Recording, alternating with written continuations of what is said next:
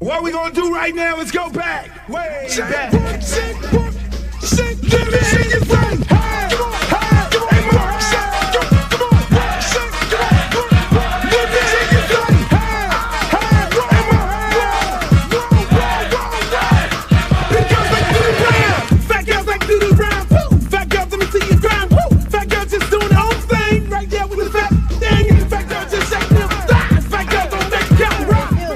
Baby. What's up? I thought you was gonna start hanging out with the big girls again. What is all this trash?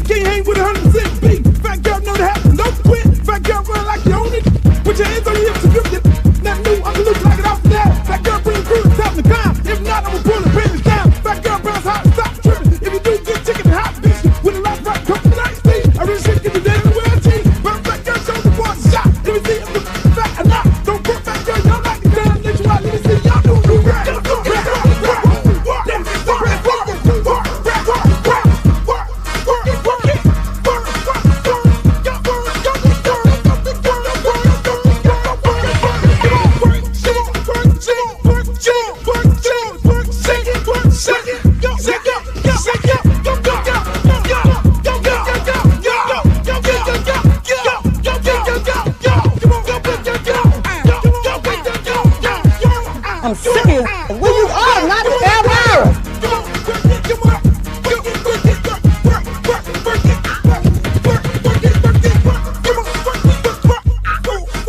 Oh, not the Britney Spears. Hey, how you doing?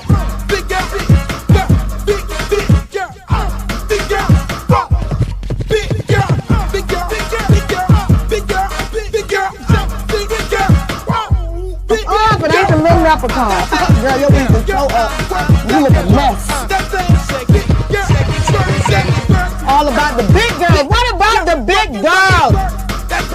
Big girl, work it, work it, work. Big girl, work it, work it, work. Big girl, you done suck all the fat off your ass.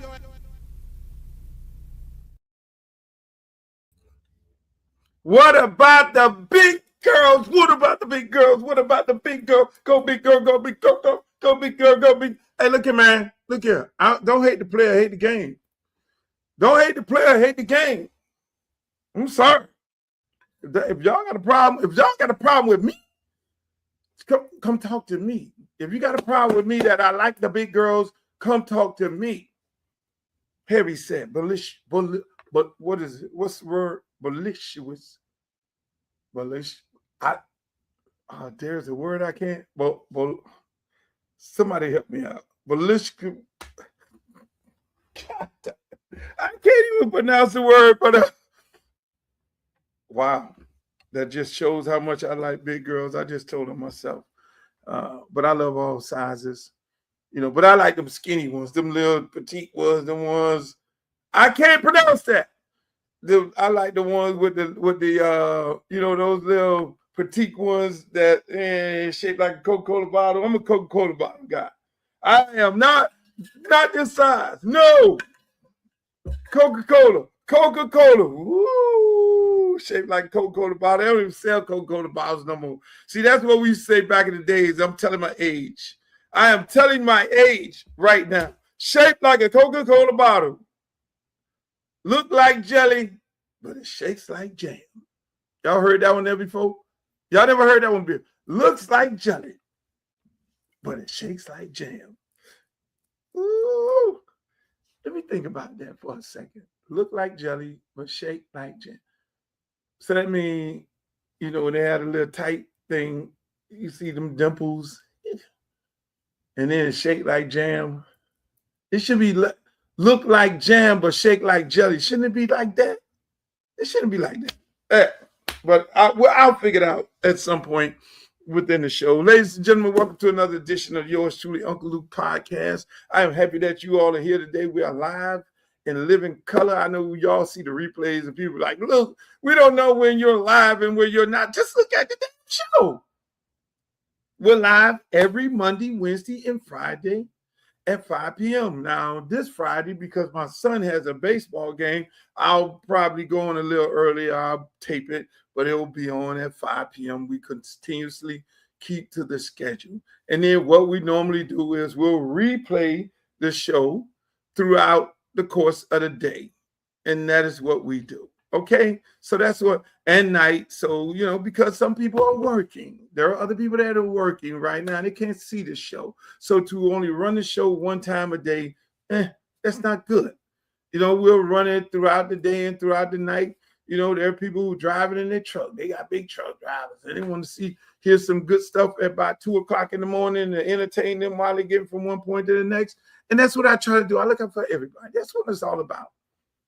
I try to look out for everybody. We got a really big show today. I want to thank everybody on my YouTube channel, Uncle Luke TV, for being there. Shouts out to my girl, Glow. And I want to thank everybody that's on Facebook Live. Facebook Live has really been showing up lately on the Uncle Luke Show podcast. And then also my good friends over there at Twitch and my other good friends over there at Instagram and X. And y'all over there right now, just like, share, and subscribe to the show. We need to have a big audience today. I got Streeter coming in here. I got my man Mike Silver from The Athletic. He was formerly with Sports Illustrated. Got some gems. He got some absolute gems. The stories that this man is going to be telling on this show today. I want y'all to get really involved in the chat. Go right now and Google him. Go right now and Google Mike Silver. So when you have questions to ask in the chat, then you'll ask him, and you want to know about certain things that happen along the way, because he got mad stories. Hey, look, let's get right into it, people. TPS is serious. TPS is serious. I'm gonna take that. Then I'm gonna take what Ron DeSantis just did in the in Florida House and Senate today. But TPS is serious, people. Donald Trump, like I said before, and I've been telling you all this from the beginning, he ran it up to the Supreme Court. Supreme Court today just heard oral arguments from both sides of whether or not they should deport Haitians, Venezuelans, and Somalians. And they heard these arguments today, and now they got to make a decision. Again, this is a Donald Trump Supreme Court, so the likelihood of them of the people who are trying to protect these good folks' status slim to none. This Supreme Court has been favoring Trump for a very, very long time. Listen, just check this out.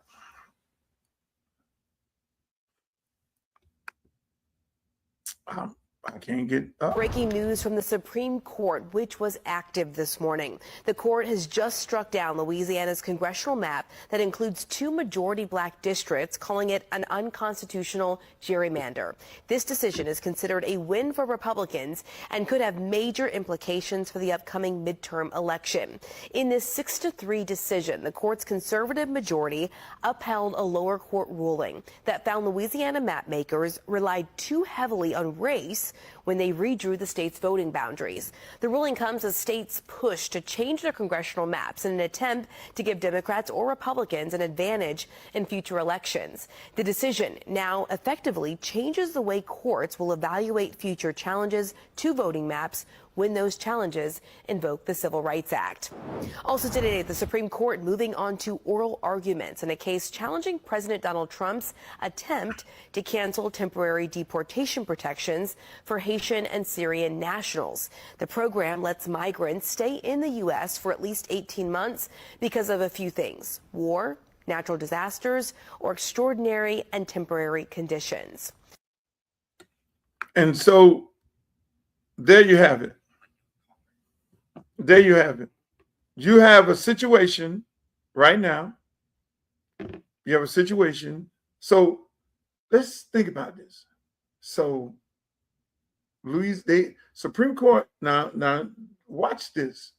They struck down Louisiana and said they were trying to add 2 seats based on race. And it was based on race, so that set precedent of the court. So now Florida took away 2 or 4 seats, and the lawsuits are going to be flying based on race, right? So now let's see if the Supreme Court strike down what Ron DeSantis just did. Let's see if that happens. Let's see if that really, really goes down. I'm sorry, that tape won't pull up for some reason. But again, I keep telling people elections have consequences. When you decided not to vote for Kamala Harris, that's what you get. You get Donald Trump and him packing the court. When you don't vote in Florida state elections, that's what you get. A House and a Senate majority, and the majority rules. See, the bottom line is what Donald Trump is trying to do, people, right here. And it's sad. It is sad. I mean, it's sad for more ways than one. As you know, I'm running for Congress, right? And I'm running in Florida's Congressional District 20. It directly affects me and the people that I was going to be represented. Belgrade, Pahokee, South Bay. Y'all been hearing me talk about these people for the longest on this show here. The people in Riviera Beach, you've been hearing me talk about these folks for the longest. The issues of Riviera Beach with homeless, gentrification, the water plant, where these people are that need to get these water plant redone. You've heard me talk about these things in this particular cycle of me running for this office. So now these people are represented by somebody who don't look like them. They have issues. The people in Belgrade and Pahokee and South Bay, I mean, a rural area, African Americans, Haitians, they've been killed by the prison closing down, the Big Sugar automating their plants, people coming in telling the mayors and all them, look, we want to come and do some redevelopment, but the redevelopment don't fit the community. This is bad. I mean, listen, it's bad for more reasons. But here's an expert lady who's up there, and a senator who's running for Senate, a senator who's running for senator. Listen how she took on this challenge today. I love it.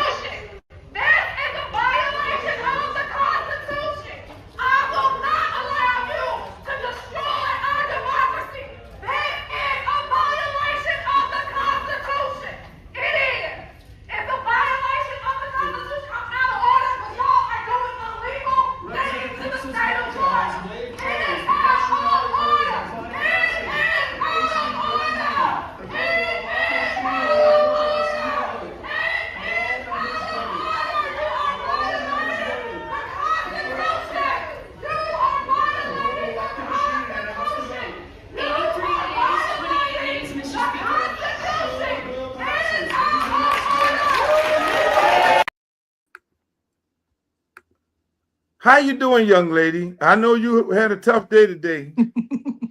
I did have a tough day, and I'm in my Florida room, so apologies for Oh no, no, the no, no. We background. I called you at the last minute and I was just praying that you come on. I already had my clip. I was gonna talk about you and your race and how you're so passionate about it, but I'm just happy to have you right here.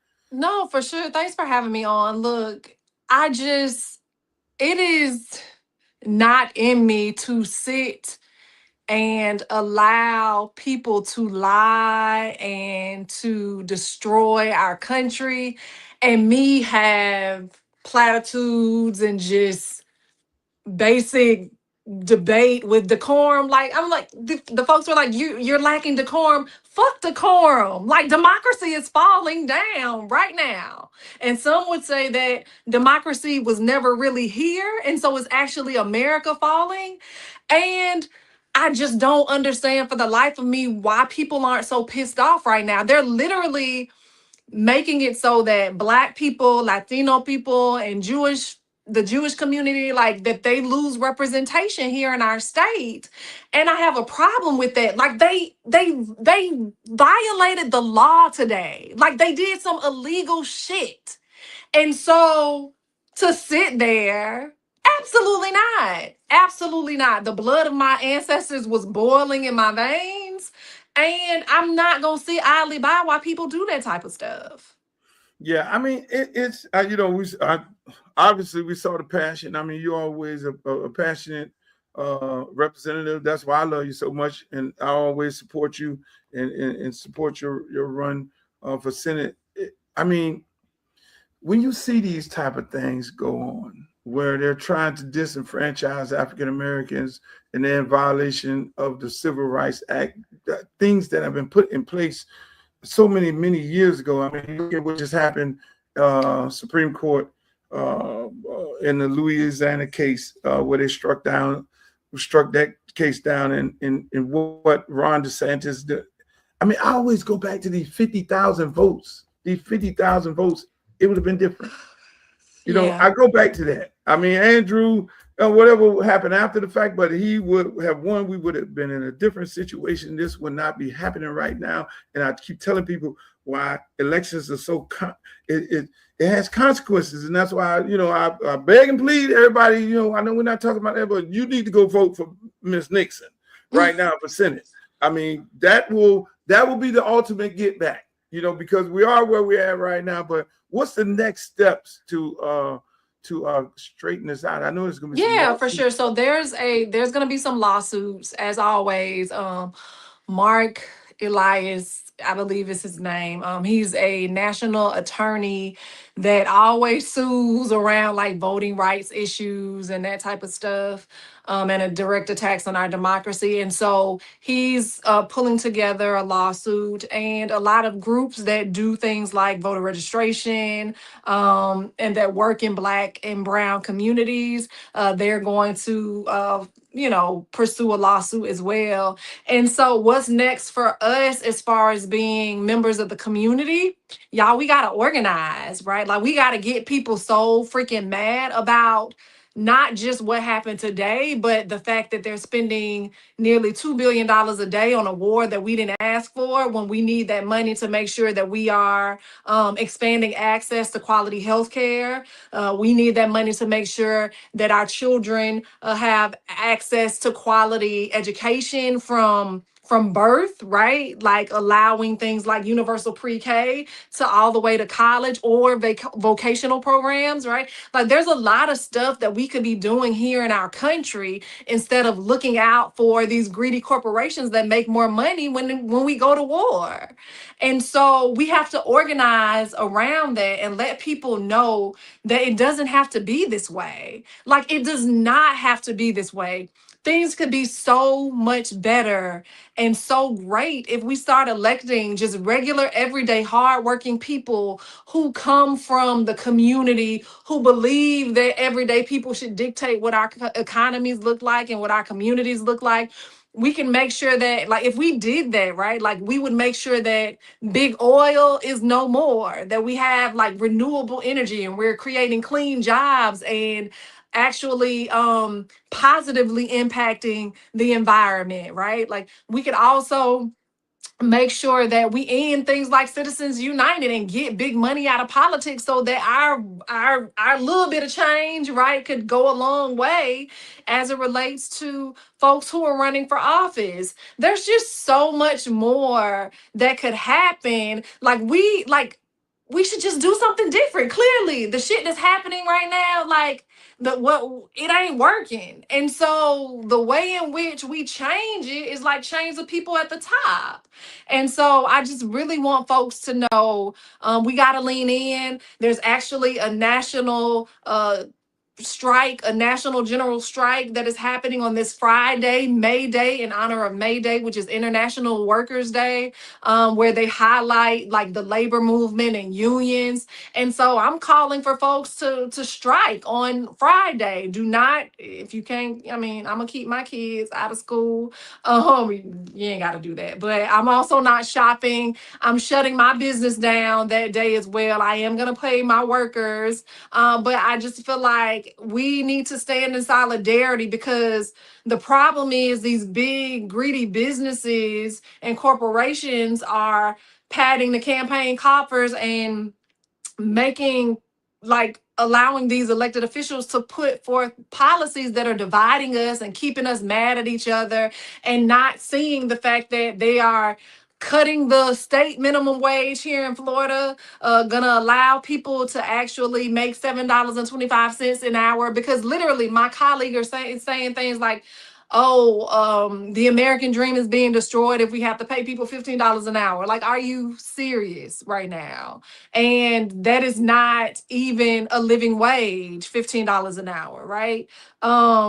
And so, like, we need to make sure that we are protecting and defending Social Security. We need to make sure that we are shoring up and properly resourcing the VA. But we can't do this when we have these corporations that cut these deals with these corrupt politicians to privatize the VA, to privatize prisons and detention centers because they make more money, which is why there's really a push for mass deportation. And then they ain't even really deporting people. They just putting them in these detention facilities that are for profits, right? Like, and it's making people money the same way with these private prisons. Why would you invest in education if you make more off of our children going to private prisons? And so these are things that I am advocating against. And it's all on my platform, and we just we gotta do something different, y'all. Yeah, you're right about that. I have a young lady that's been friends of mine, but that's been a friend for many, many years. Her husband, her friend, I mean, they deported the husband. He's alligator Alcatraz. They took him to Texas. They brought him back. They took him to Texas. They dropped him off in Mexico, told him to get out the bus. He didn't get out the bus. Then they brought him back here. And it's like, he's a Haitian guy. And it's like, okay, well, why did he send him back to his own Haiti? And it was like, no, they don't send him back, just like you just said. That bed is worth about $250 a day. I'm like, oh shit! So they really got a hotel going on here. And yes, it's money. Privatizing, and the government and their comrades are making money off of people in these detention centers. They're not sending them where they say they're gonna send them in. No, just like you say, so it's amazing. It's a racket. Like, they're getting rich. Like Alligator Alley, the Everglades Detention Center, I know they want to call it Alligator Alcatraz, like $92 million on porta potties. Wow. I would have loved, like, that's a nice contract to have. $92 million for porta potties. We know them porta potties ain't cost that much money. Like, are you serious? $92 million they spent on that. We're absolutely ridiculous. And then what we heard from the detainees that were there was that, like, stuff was overflowing. So clearly, like, somebody just got a lot of money and there's nothing to show for what we spend our money on. And that's taxpayer dollars. They spent over $500 million on this. And that money was supposed to go towards our communities in time of a natural disaster, not in time of an expensive political stunt, which is what Ron DeSantis did. Y'all, Yeah. we ain't mad. People ain't mad enough for me, Luke. They're not mad No, enough they for man, they me. just sitting there. Everybody worrying about what Megan Thee Stallion and Klay Thompson doing. They weren't. They're more outraged on Megan Thee Stallion or however you pronounce her name and Klay Thompson. And that's where we got to get people out of. We got to get people out of being upset about things that do not affect them, but get them upset about things that directly affect them. Yeah. You know, and that's the challenge. I want to thank you for coming on. Thank you for having me. Notice, For sure, you know, for hey, sure. All All right, you know, see you you're a friend later. of the show, and make sure everybody in the chat go vote for Miss Nixon. Go to her website. What's your website? AngieNixon.com. AngieNixon.com. No, I don't think that I'm related to that guy. So, you know. Okay. Thank you. I appreciate Bye. you. All right. Hey, man. Hey, look. That she showed out today. I got to show this clip before I bring on the next guest. She showed out today. This is what I'm talking about. That is a violation of the Constitution. She moved. Oh. Our democracy. That is a violation of the Constitution. It is. It's a violation of the Constitution. I'm out of order for y'all are doing illegal things to the state of Florida. It is out of order. It is out of order.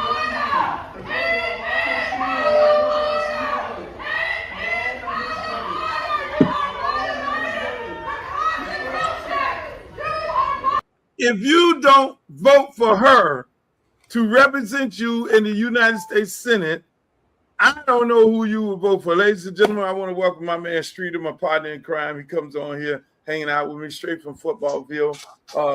Streeter, there's a lot of things going on today. We got a very special guest today. I see. I walked past him in the back room. We got a big time guest. Look, Streeter, you know you always mess with me about introducing these people because they're my friends, and I just we got this guy coming on. You be like, oh man, right? Oh, you're supposed to. Well, go do it big. The guy who I'm getting ready to bring on here is my good friend for many, many, many years. We've done a lot of capers together. It's like Batman and Robin. I was looking for us singing at the Super Bowl party. I could not find that footage. But ladies and gentlemen, without further ado, his work. He was the big time writer at Sports Illustrated when Sports Illustrated at the height of their he was the guy. He was the guy in Sports Illustrated. Athletic, Yahoo. I mean, when you talk about Streeter, when you talk about a writer, like they never talk about these writers who go from one team and get traded. Like, you know, he's the NIL he's the transfer portal of writers. Like, he's a hired gun. Like, this dude going to negotiation when his contract is up, and thousands of outlets line up to try to get his services. Ladies and gentlemen, no other than the one and only Mike Silver. Join Mike. Now that is an intro, but listen, I would normally talk about how great I am because that's one of my favorite topics. Obviously, you are one of my all-time favorite humans and artists, so I can't really do it around you. But dude, Angie Nixon, was that today? That was today. Oh yeah, God. You know what she is, Luke? She's another loudmouth, just like us. That's right. That's why we're all friends. Ron DeSantis, his Senate voted to take away 4 seats. Yeah. Yeah. So I know you know me and you talk politics. And basically, Mike, he took away the Jewish vote. Nice. That's what he did. That's what this fool did. I mean, he combined Jared Moskowitz and Debbie Wasserman Schultz district, which is not good. You know what I mean? And so and she was like, man, I'm not going to sit here. Jumped out there, Angie jumped out there and went off on him. So, I mean, I love her for that. How does this, Luke, how does this affect you and your run for the House of Representatives? So the thing is, what it did was it took our good friend, which is sad, my original district was Belgrade, Pahokee, South Bay. This is Rick Jackson and all those guys over there. Cursed all those top of the line football players, run after the rabbits. Yeah. And it took away Riviera Beach, those parts of Palm Beach, more black areas. And they put Ricky Jackson's district, and he's over there right now screaming and hollering. I got to call him up, console him, and put him in a Republican district. Ooh. Now they already said, yeah, exactly. They put him in a hardcore Trump district. So they are hurting for so much resources. They've been trying to gentrify the area, and they've been holding up the fight, and they were looking forward to this election and hopefully getting me in to be able to do some of the things to bring back the resources that they desperately need. So it puts me in Broward. In Broward, it shrunk the district, and it placed me in Broward. So I have a lot of Hill Lakes, Pompano, Deerfield, quarterback from the Ravens, his area. So I'm in that area there now. It shrunk the area, but it took those areas away that they needed services and taken away. So it's not for a candidate. It's not a bad thing, but for me and the things I wanted to do with Ricky and all of them over there in those areas, it's a sad day. I'm sorry. Well, this is just, I know I saw a lot of tears about my state, California, and then more recently, Virginia, where they literally exercised the will of the people and redistricted, which, a lot of people don't like gerrymandering, period. But I think when you look at the totality of what's going on, it's the only, sane response if you're trying to have remotely a fair fight, but you still are following the will of the people, as opposed to what's going on there with obviously Representative Nixon voicing very eloquently that this is not, according to the state constitution, this is not anywhere remotely okay. It is out of order. And obviously it is just the latest railroaded through thing by one side of this equation that doesn't care. But then, man, they cue those violins when it happens the other way around. They freak out. Yeah. And that's what happened in Louisiana. I mean, the Supreme Court heard, and it's going to be funny because what the Supreme Court heard and struck down from Louisiana, they say it was based on race and not giving 2 seats. Now they're going to hear the same argument based on race, taking away seats. I want to see how they rule when this case goes up there. But again, it's all about the midterms and trying to control the midterms and not have him lose the House because he knows he's going to get impeached, and lose the Senate because he knows he's going to get impeached in that manner there. But Mike, thank you for joining the show, my brother. I see you got the cat. Hey, this is my good friend Streeter. Streeter is the guru of youth sports. Nice. He has. I mean, this dude got archived footage of Jeremiah Smith at 8 years old. What, 6 years old, Streeter? 8. Lamar Jackson, Malachi Tony, when they were all kids. He interviewed this guy, Mike. He has an eye for talent. He almost like me when it comes to, the ladies. This guy interviewed Mendoza. You see the clip of Mendoza? He's at this camp. Hold on, I got to go get my cow hat and put it on now. Hold on. Oh, there you go. I know that was going to hurt your feelings, Mike. I got to show out here now. All right, let's do this. Yeah, but hey, Mike think I'm a Gator fan, Luke? You think I'm a Gator fan? No, yeah, you got that damn Gator hat on. How's that even allowed on here? Let's do it the right way, Mike. Let's do it the right way. Okay, there we go. ACC. HBC. Hey, this man interviewed your guy at a University of Miami camp with thousands of kids, and he was a little skinny guy, and nobody was looking at him. He couldn't even get an offer, couldn't even get a look. This dude that was interviewing him talking about, hey man, I like what you did. You lit this shit up. And then he couldn't even get a walk on and end up at Cal. See, Cal, this man here, Streeter, is a Cal. When Cal beat Miami in that gloomy night, I didn't hear the end of this shit with Mike Silver. Yeah, you know we know we beat your Hurricanes, but then we got some get back. Yeah, and I stayed up. Yeah, I mean, listen, Luke, I'll never forget covering that game. It must have been in the early 90s at the Orange Bowl. It was just a non-conference game, and I drove down Flagler, and I was like, oh, so this is what it's like to come in here. I saw the real Hurricanes. That was fun. Oh yeah.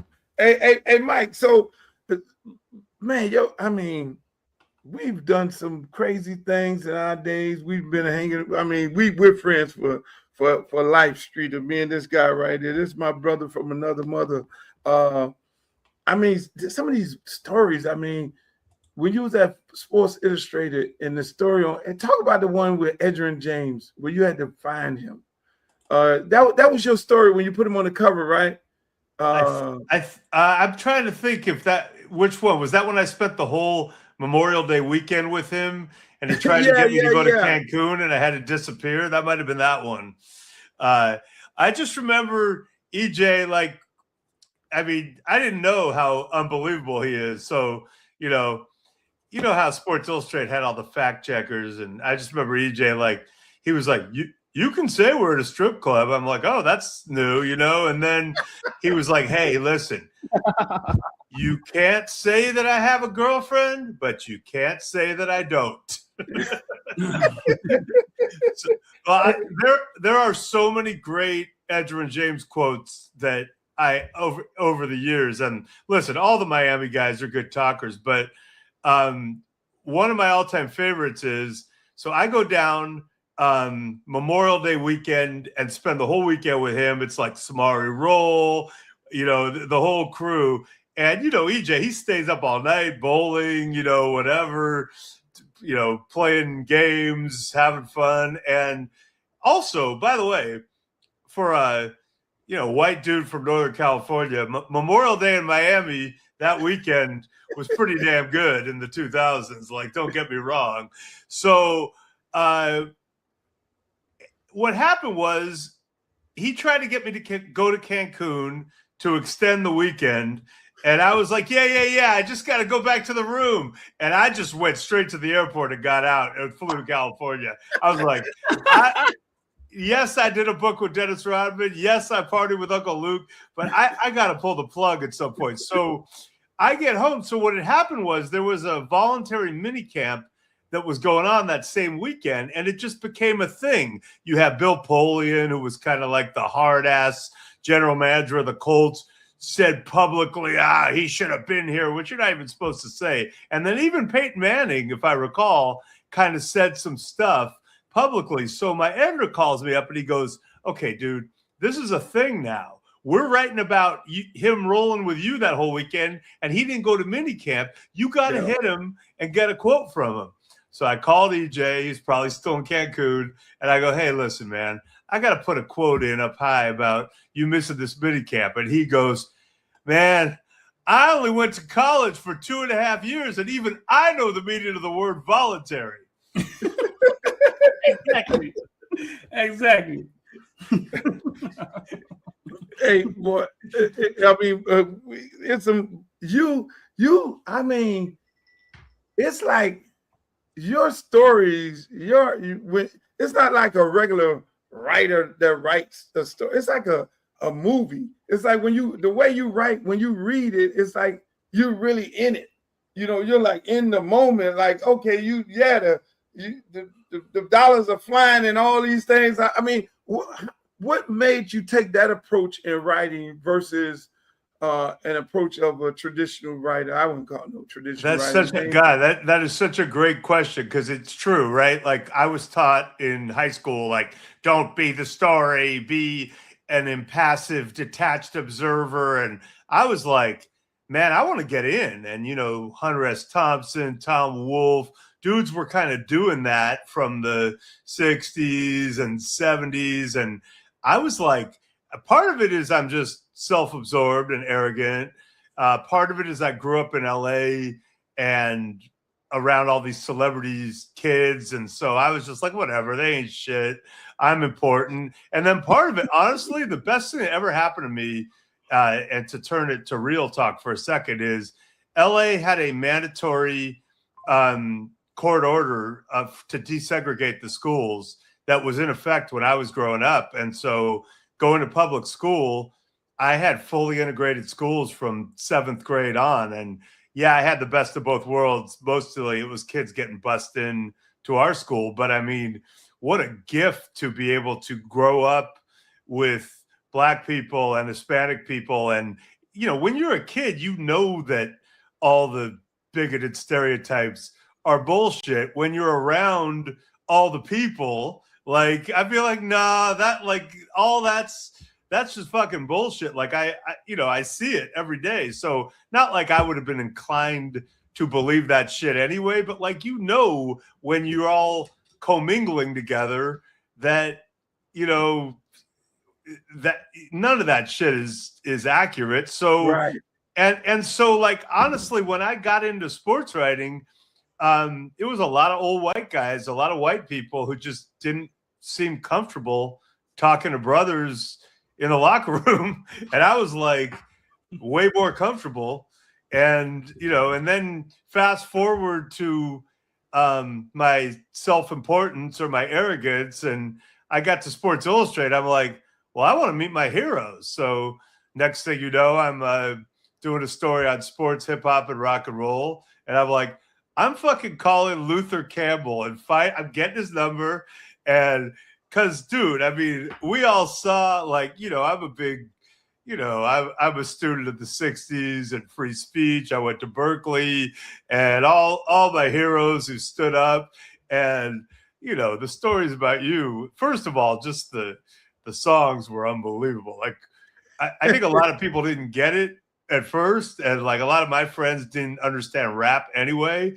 But I was like, oh, this is what we're doing now. This, like, it was rock star behavior, I'm gonna go and then, the stories of you getting, arrested on stage and then, recording Fuck Martinez as you got bailed out. I mean, those like, so I was like, this guy's one of my heroes, but also I knew how embedded in the sports world you'd become, and the NCAA was so full of hypocrisy. And I think when I finally was like, I have to meet this guy was when there was going to be a quarterback competition in Miami, and one of the dudes was Black. I think it was it Ryan Collins was his Ryan name? Collins, yeah. And you were like, okay, cool. It's time for a Black man to get his shot. And you said publicly, they better start this guy or I'm giving Miami the death penalty. And, that's like something a rapper would say for effect. And a lot of people were like, oh, no. I was like, okay, I love this guy. So somehow I got your number, and next thing I know, you and I are kicking it in South Beach for like 2 days. And at the end, we went to, like, I don't know, pick Wet Willie's somewhere. What are you, Clevelander? And who's at the table 3 tables over? Ryan Collins. And I'm like, okay, this is. I think I need to hang with this guy more. And now you can't get rid of me. Yeah, that was a great. It was Ryan Collins. Ryan Collins was already starting the year before. Coach left. Then who was the 2021? Dennis Davis comes in, and then Bush Davis is like, Bush Davis, yeah. Ryan Collins averaging 400 yards a game. I'm like, oh, fuck that. You're not getting ready to do that. So, hey, you did this. I mean, you did the story on Kurt Warner. Like, you broke the story on Kurt Warner that nobody knew. Nobody knew about him working at the grocery store. I mean, talk about how that came about. Because, we look at football players. Oh, football player. Yeah, we saw him come from, what was it, the Arena League, and he goes into the NFL. That was a story in itself. But then the article that you did about this man where he was literally working at, I mean, talk about how did you, I mean, again, it goes into your stories and how your stories are. It's like a movie. Yeah, well, and by the way, I did back-to-back books with Dennis Rodman and Kurt Warner. They were very different. I definitely, we definitely want to know about the book with Rodman, because I know Rodman's sample line would be like, "One time I fucked this horny ass bitch on a frozen lake in Michigan," and Kurt Warner book sample line would be like, "Jesus is the way to salvation, and if not, you will face eternal damnation." And I love both guys. But so here's what happened. This is actually a funny story. No one really knows this. So in 1999 at Sports Illustrated, the Denver Broncos had won 2 Super Bowls in a row, and then John Elway retired in 99. Bubby Brister was playing quarterback. They started 0-3. And it was like, damn, what's wrong with the Broncos? They're 2-time defending champs, are 0-3. So they sent me out, Sports Illustrated, to Denver. Now, in those situations when SI would show up back in the day, it was like, oh, damn, the Grim Reaper's here. Like, we're 0-3. So the game goes real bad. Terrell Davis blows out his knee. It was never the same. They bench Bubby Brister, put in Brian Greasy. They lose to the Jets to go to 0-4. It's real bad. And I'd been out drinking, this is going to shock you, with some of the guys in the days leading up to the game. And they had already told me, hey, after the game, you come with us. We're going to this place called the Chop House in Denver. It's a steakhouse, but it's a brewery, and they give us a big room, and we all – drink. And I'm like, oh, okay, cool. So I worked the locker room, and, it's kind of a downcast locker room. I kind of broke the news to a couple of people that TD had torn his ACL for sure. And, it was not a pleasant scene. Now I go to the Chop House, and drinks are flowing, and people are saying some funny shit. Like, one guy grabs a fork and he goes, "Hey, you can stick this in me because we are done." Another guy points to a beer tank and he goes, "See that tank? We're going right into that tank." And, I'm there. And so I go home. I write all night that night when I go back, and I'm like, I'm going for gallows humor here. Like, people will understand if I write this stuff. They're not literally saying we're going to tank. They're saying, like, man, it's real bad, and we are, doing gallows humor. But it was not taken in that spirit. Denver was a 2-newspaper town. The cover said, quote, "We're finished. The Broncos season is over. Just ask them." And Adam Schefter was calling the Chop House. He was a Denver reporter at the time, trying to find out which players were there. There were like 20 dudes there. And it became this like major saga. And I was like, oh my God. So the next week, Kurt Warner had started hot out of nowhere. And SI sent me to St. Louis, and I called the PR guy, and he was like, "Hey, you're not going to love this guy, Kurt Warner. He's not your kind of guy. He doesn't really hang out. He just does boring stuff with his family." I go, like what? He goes, like, go to church. I go, that's perfect for me. I need something like that right now. Like, I need Jesus. The opposite. And I ended up going to church with Kurt and Brenda and, Zach and Jesse, who were little. And he had an even better game. And we had that "Who Is This Guy" cover. And then, all the way to the Super Bowl.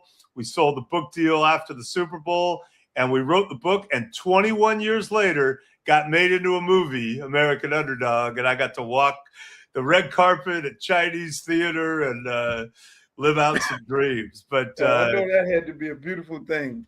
It was amazing. It was so fun. And it is funny, going back to back Rodman and Kurt with books, because I love both guys. But Rodman, this is what it was like with Rodman. It would be like, hey, fly to Chicago or wherever you are.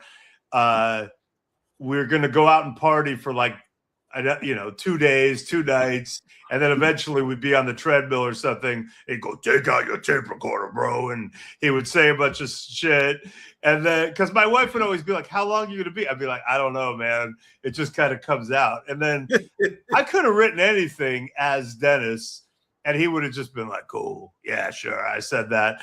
And, that's how the process went. Well, with Kurt, it was much different. It was like, hey, fly to St. Louis. I'll pick you up at the airport. We'll spend, 3 to 6 taping. We'll go out to dinner with the kids and Brenda. We'll come back. We'll do another couple hours. I'll drive you back to the hotel, And then Kurt wanted to see every line. And I had to say some stuff to him like, dude, let's not get into eternal damnation like on page 73. Let's put that back a little bit. And but one time I actually had to say to Kurt, I remember the moment, I said, hey, dude, you handle cover 2, I'll handle the commas.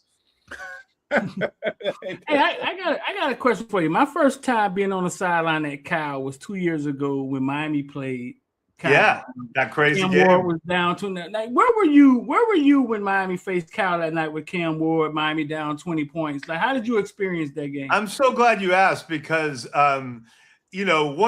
one thing at Cal is, and this is multiple sports, it extends usually to basketball and sometimes women's basketball, but sometimes we just get our ass kicked because, you can understand that, like we're Berkeley and there's a lot of, we care about academics and sometimes we don't have the institutional will to go after it in sports the way that other schools do. I understand that. But what I don't understand is decades long, we will blow a lead and find a way to lose a game that you can't imagine we could lose with the best of them. And I'm conditioned, as are all my Cal friends, like it's a horrible thing. So when Cal was up 22 or 24, 5 points in the fourth quarter, and then, as soon as it got to 20, we were all thinking the same thing. Like we're like 1, 2, okay, that's how we blow it, 3 touchdowns. And so it doesn't always happen, but you certainly always think that it could happen. And I'm on a bunch of group texts with different Cal people, including one of my other rock star friends, Adam Duritz of County Crows, who went there. And, it's all my college friends, other college friends. But one of the group texts is really big and unwieldy. It was like a logistical text before the Cal Stanford game one year, and it's kind of lived on. And there's this dude, and he knows who he is. And he decided on that group text to start talking about we won. And all of us know, like, no, you do not fucking say that. We're Cal. And at one point I said, dude, we're Cal. And he goes, that's right. We're Cal. And we're beating Miami. And like, as soon as he sent that text, like my sons were side texting me like, oh, we lost. Like it's over. So like, as soon as he sent that damn text, I'm like, okay, how are we going to blow this game? So sure enough, Cam Ward, like it's all happening. But we had one last chance to not blow the game. And what it came down to was a targeting review. I'm like, okay. On a positive note, I think that guy just tried to kill Mendoza on that play. It kind of looks like targeting. But then, I'm also a pragmatist. I'm like, on a negative note, the ACC refs kind of have some incentive to have Miami go through and maybe get some money for the conference. So I'm not saying you got to know that. You got to know, Mike. You got to know that. And listen, these ACC refs, they're not used to being in California that time of night. Yeah, if we were the team trying to get the money for the conference, and we're new, we're happy to be in the ACC. Trust me, like we're like, thanks for letting us in. We appreciate you. So, one thing that I did think, Streeter, about that day though, which is interesting. So, it was a big deal for Cal to get College Game Day, and that happened in the morning. So a lot of people had to peak early, and I guess keep partying straight through or take a nap or whatever. And that was very new for Cal fans. And I didn't go to College Game Day, but one of the things that kind of happened, and it spilled into social media, is a lot of Cal people were acting like that was the greatest, biggest thing to happen to us to get College Game Day. And I feel this way about Heisman campaign, all of it. I'm like, look, sure, it's nice that we had College Game Day. That's a cool thing. But like, let's not confuse that with what actually fucking matters, which is winning football games. And that's usually done by getting good players. And listen, we're in an era now where you can pay the motherfuckers. So, like, and we got a lot of alums. We're the University of California, one of the greatest academic institutions ever on earth.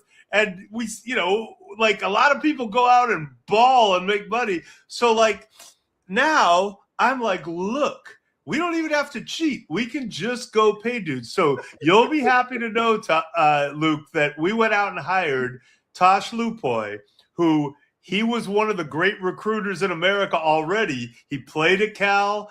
He had a class at Cal that was like Shaq Thompson, Eric Armstead, Stephon Diggs. You can look it up. They all committed. And then Washington stole Tosh. They all decommitted. And then we've never been the same since. He's a Bear.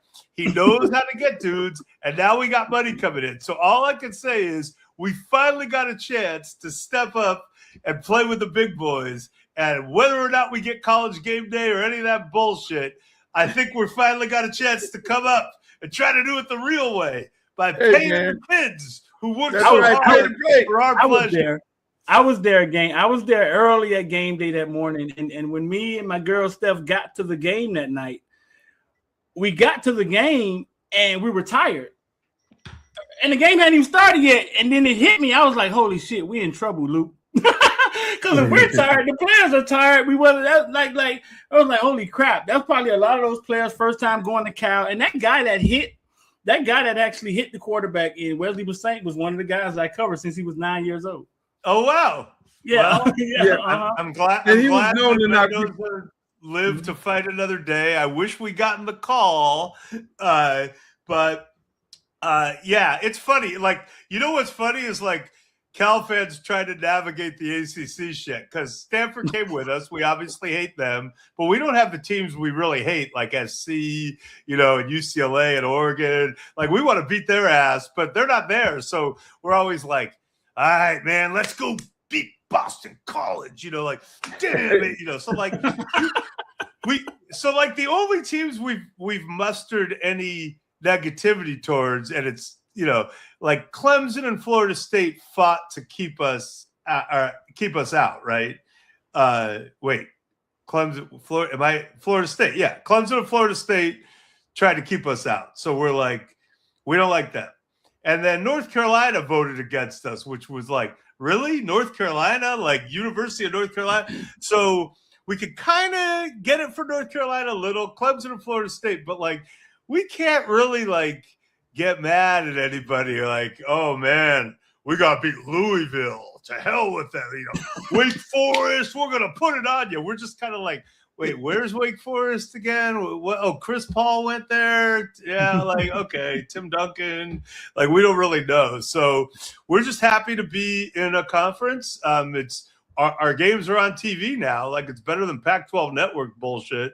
But I think in football we finally got a chance though. Keep an eye. We got this guy who replaced Mendoza, was a true freshman lefty quarterback from Hawaii, so he'll be a sophomore this year. Jaron Kiave Sangapolatele. Dude, he's nice. Unfortunately, last year our receivers were like me, Jeff Darlington, and like Dan Lebitard. So it didn't look too good, but like we got some guys this year. Hey, you actually got my running back who I coached last year. In high school. Yeah. Let me ask you. You did, me and you. I want you to tell the people the story because I tell people all the time this story about the Super Bowl when we were in the office and a player came and store next door and they had all these chains and stuffs and whips and everything. No, this is exactly what happened. And some people, because Super Bowl Media Day used to be a thing, and some people will remember one of the great Super Bowl media moments. So this is the story. It's Monday night. the night before media day. It's the Miami Super Bowl, the same one where Eugene Robinson took a little trip down Biscayne Boulevard 6 nights later or 5 nights later on Saturday night before the game. But on Monday night, I just went and had dinner with Ray Buchanan of the Atlanta Falcons. Now, Ray Buchanan was a great dude, really good player, had been with the Colts, and I knew him really well. And I remember, for background, the game before the Super Bowl, I went out with Ray the day before they played the Randy Moss Minnesota Vikings, that great team in the NFC Championship game. I went out in Minneapolis with Ray, and we're talking about, could the Falcons pull the upset? But we also understood that there had never been a black coach of the Super Bowl, and that if the Vikings won, Danny Green was going to be the coach of the Super Bowl. And this is in early 1999, and Ray Buchanan says, man, he goes, but I'll tell you, if we get a black coach of the Super Bowl, he goes, for black people, that'd be the biggest thing since the OJ verdict. And, I mean, you cannot get better quotes than that unless you're Andrew Gabe. So Ray and I go out on Monday night and we go to dinner in South Beach. And, I'm telling him that you and I are friends, and that's back when you had the old office on 12th, right? Yeah, 12th. Yeah. Luke Record said, by the way, I have to tell my George Clinton story after this because it's amazing, because you introduced me to George Clinton there one night. But I'm like, yeah, Luke he's right here. And I'll bet he's in the office. And he's like, really? Oh, my God. He's like, if I could meet Uncle Luke, it would just be. And I was like, really? I go, well, let's call him. So I call, and you're there, and you're like, yeah, come on over. So we finish our dinner. It's getting kind of late now. We walk in. You have us in that your office right in the front. And, we're talking. And Ray says, well, Luke, you're the perfect person for me to ask because you're a showman. He said, media days tomorrow, and all eyes are going to be on us. And I really want to make a statement. I really want to do something that gets attention. And I've been thinking, we're the underdogs. So I was thinking maybe I should wear a dog collar. And Luke's like, that's a good idea. I like it. And you guys are kind of riffing on it. And then he goes, it's almost midnight now. And he goes, only problem is it's like 11:50 p.m. Where the hell am I going to find a dog collar? And you and I look at each other and start laughing because it's South Beach. So you send me out to go find the dog collar. You and Ray are kicking it. The first place I go to on Collins, I'm like, hey, you guys have any dog collars? They're like, nah, well, we only got one, but it's got rhinestones on it. I'm like, that'll be perfect. So now we go to the club and Sap shows up. It's a typical old night with Luke. We go to the club, Sap comes, all these people are there. I'm holding the damn collar somehow, let the nerdy Jewish guy, make him hold the damn collar, and everybody's partying. I'm holding the collar. Well, I got so drunk that I had to Irish goodbye. I was like, I know it sounds like I always do because of the Cancun thing, but this was one of I'll usually hang till the end, but I couldn't do it. So the last thing I remember is handing Ray the collar and running outside and finding a cab. And I woke up, and it's the only time I ever missed media day. I overslept. I was so hungover. My head was pounding. First thing I did when I woke up was turn on ESPN, and the Falcons had already gone. Now the Broncos were coming. And the first thing I see is, well, the big story of media day was Ray Buchanan, the dog. And I just see a close-up of Ray with the dog collar. He's wearing sunglasses. And I'm like, how are you awake? And then remember he and Shannon Sharp had a thing. Remember he was doing the horse thing because Shannon, he was going, Ray was like in with the dog collar and the glasses going like, and I'm like, oh my God, what is happening? So sure enough, that was Uncle Luke. So that's why when we did the Devontae Freeman thing, I want to say this was now 17 years later when we did the Devontae Freeman thing, you said to me as we were plotting it, hey, man, this ain't our first, this isn't our first act of Super Bowl planning and exhibitionism. Like they don't know who they're messing with, and then we engineered that whole thing. That was, hey, Streeter, that was the Mike broke the story where it was Devontae Freeman is going to ask for a new contract next year. And the people lost their mind. We already knew everybody was going to, he needs to be focused on the game. He needs to be focused on the game. It was like, Freeman, stay focused on the game. Marshall Falk and all the rest of these people, they're going to ask you questions about how you focus on the game, but you make sure you start talking about Belichick and his offense, his defense, and everything, and what y'all going to do and everything. I said, now it's going to be a lot of pressure on your ass because they're going to be looking, all eyes going to be on you, whether or not you can perform. Freeman goes out there and goes off. 7 carries for 70 yards, and then they pulled him out. Well, so when you and I were trying to figure out how, you're like, you got him on the phone for me, but then you're like, when should it drop? And we decided, well, the perfect time to drop it's like 2 hours before media night starts, So like, sure enough, bam, NFL.com, Devontae Freeman wants to get paid. And everyone's like, all the reporters are reading it on their way into the media night. And it's a total thing. So I just remember, at the time your wife was his agent, and I had a big Super Bowl party that year in Houston that I think was Wednesday night, might have been Tuesday night, but it was after all this stuff had happened. And at the party, she showed up, and then so did Thomas Dimitroff, the general manager of the Falcons, who was not happy with the timing of that story. And they both kind of got up, and I brought them both into the VIP, and they were both kind of standing there awkwardly with me. And I was like, all right, I'm going to leave you two to have this combo. And I got drunk with Josh Norman or something. I don't know. But it was, they didn't know that we, you and I like to mess around, but it was just classic. That was classic. It was, the dog collar though. That was one of our all-time. Yeah, that was the top one. Let me ask you. So you've had some run-ins with some quarterbacks in your days where you were their friends and you wasn't their friends. I mean, give us a story about. I want you to. I don't want to say which one, but give us a story about one of the quarterbacks that you had major problems with, and they were not you having a problem with them, but them having a problem with you, based on something you wrote. All right, I'm going to tell you what might have been the biggest disappointment of my journalistic career, and you're going to understand why in a second.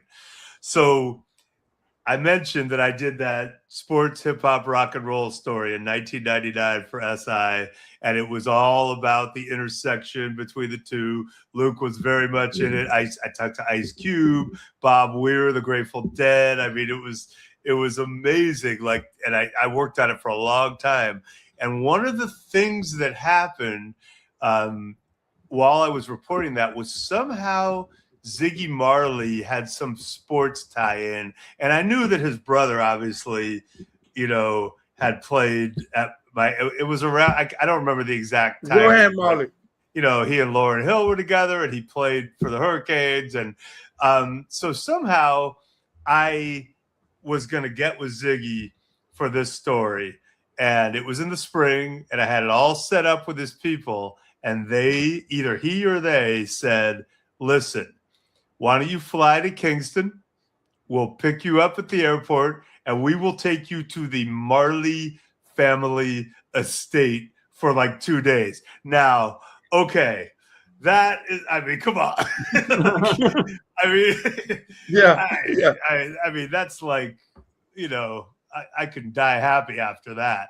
So I got my passport. I'm all getting ready to go. SI calls. They're like, hey, you can't go.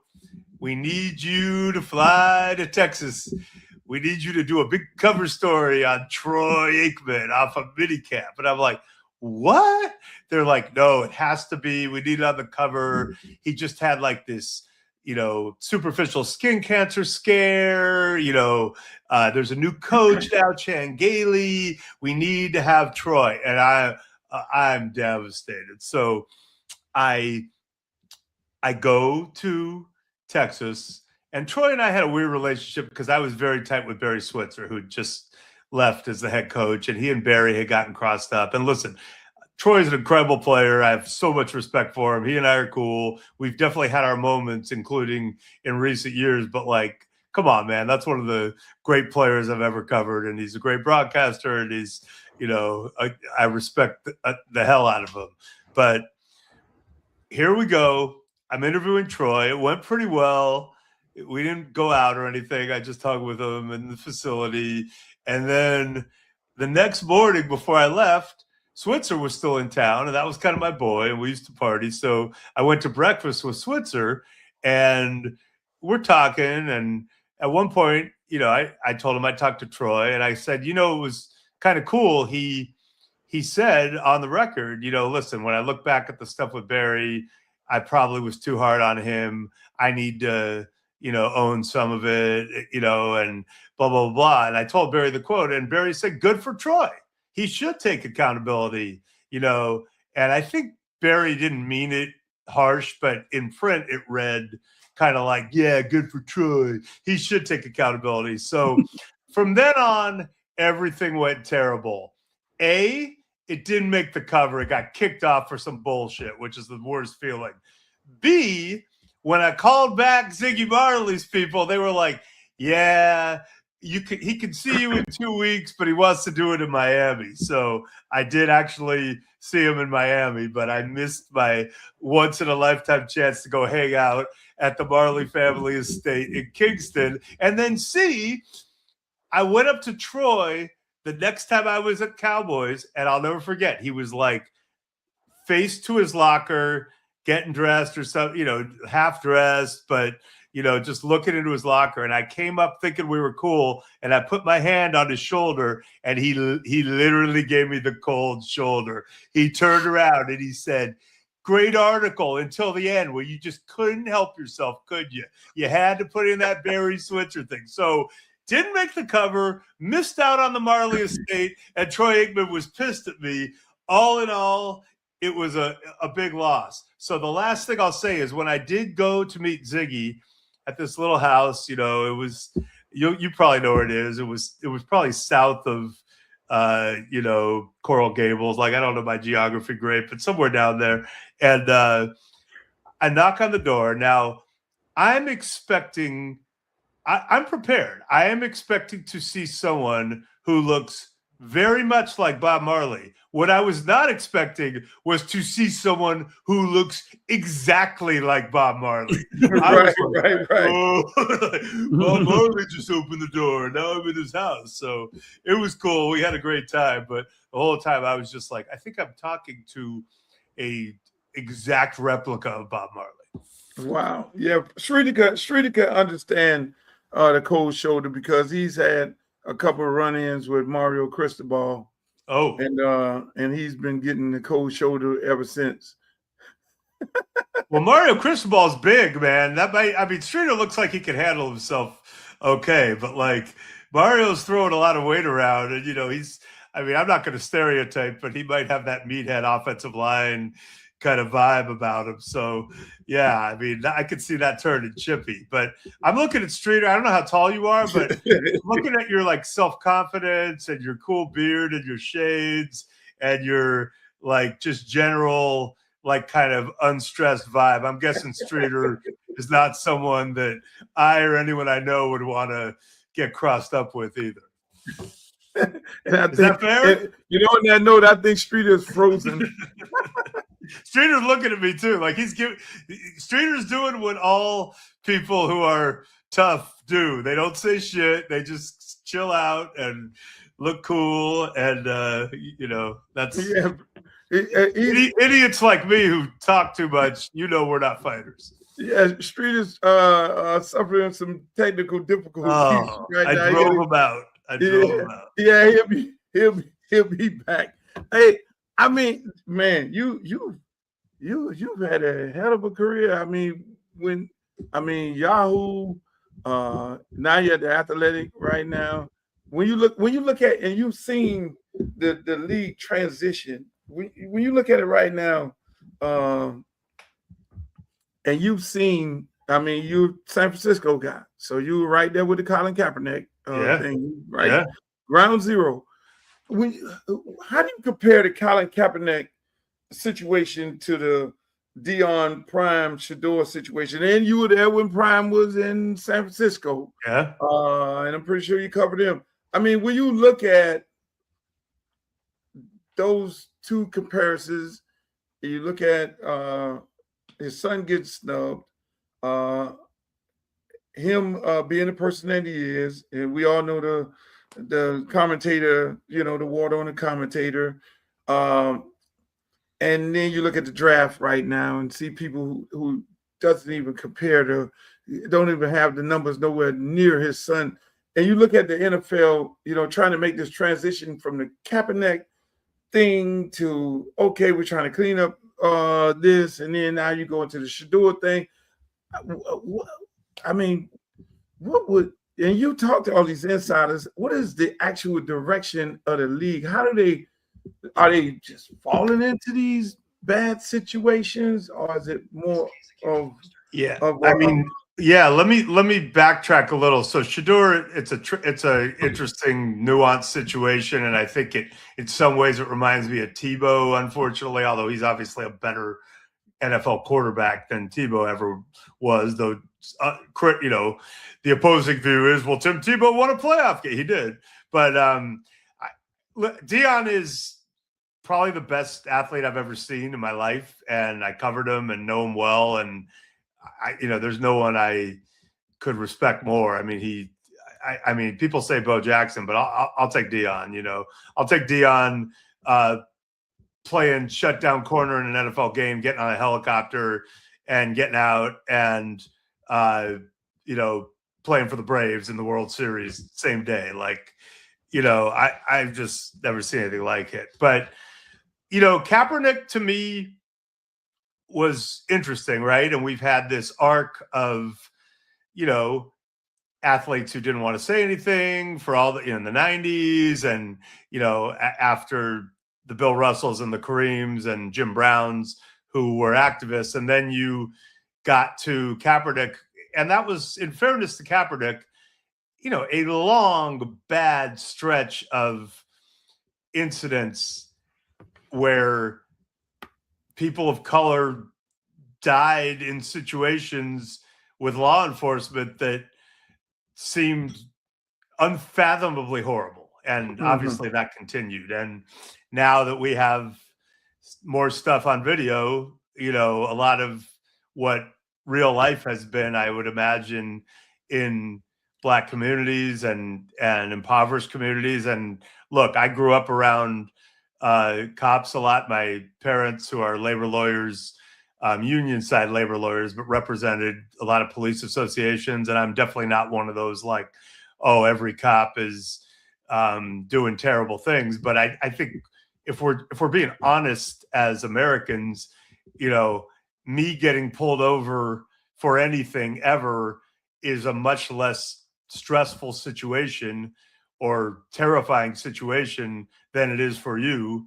And that's just not fair, right? And I'm not saying every cop is messed up. There's a lot of good ones who are trying to do it right. But if my Black friends are legitimately scared in any situation with law enforcement, and I believe rightfully so because of some of the horrible things that have happened, that's fucked up. And we need to be honest about how to try to address it. And I have some thoughts, like pay cops more and make it a more stringent profession with training standards. And I know it's a really hard job, but then some people probably can't do it. I've seen, people who clearly can't handle it because terrible things have happened. So, Kaepernick, that was what started that.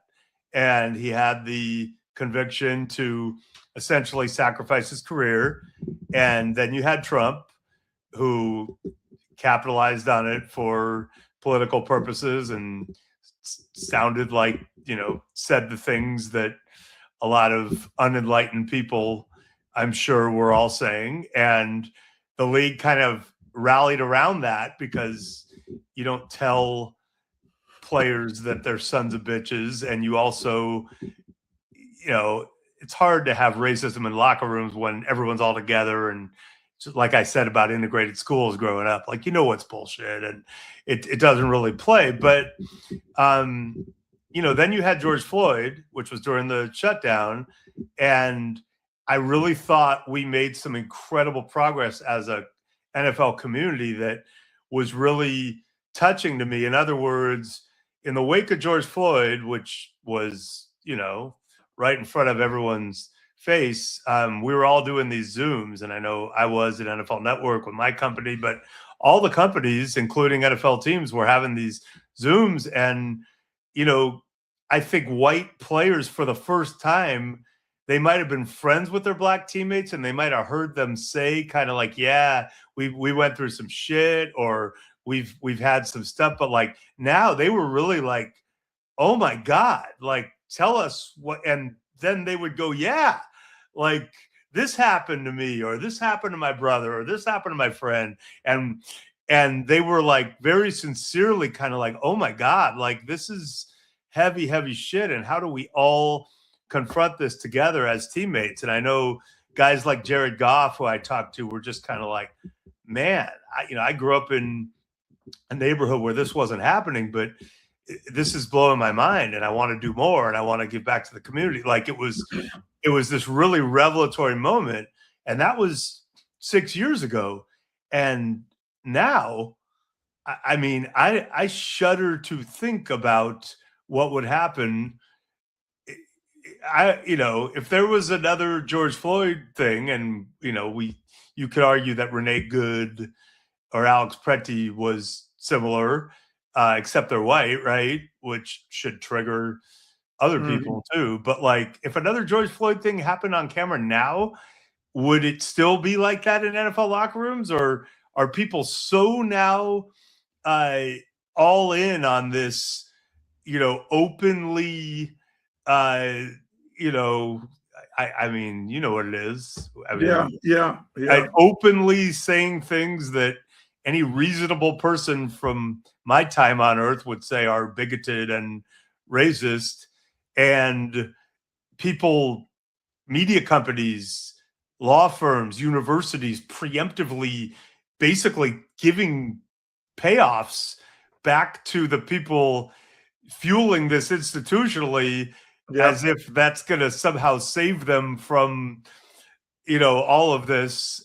I mean, it doesn't seem to me like we are in an environment where any of that would play out the same way. And so, it's weird. It was always a rule to not, even going back to the Olympics, to not mix politics with sports. And I think it all moved into it, just like I say with the George Floyd situation, and in the handling of it. Let me ask you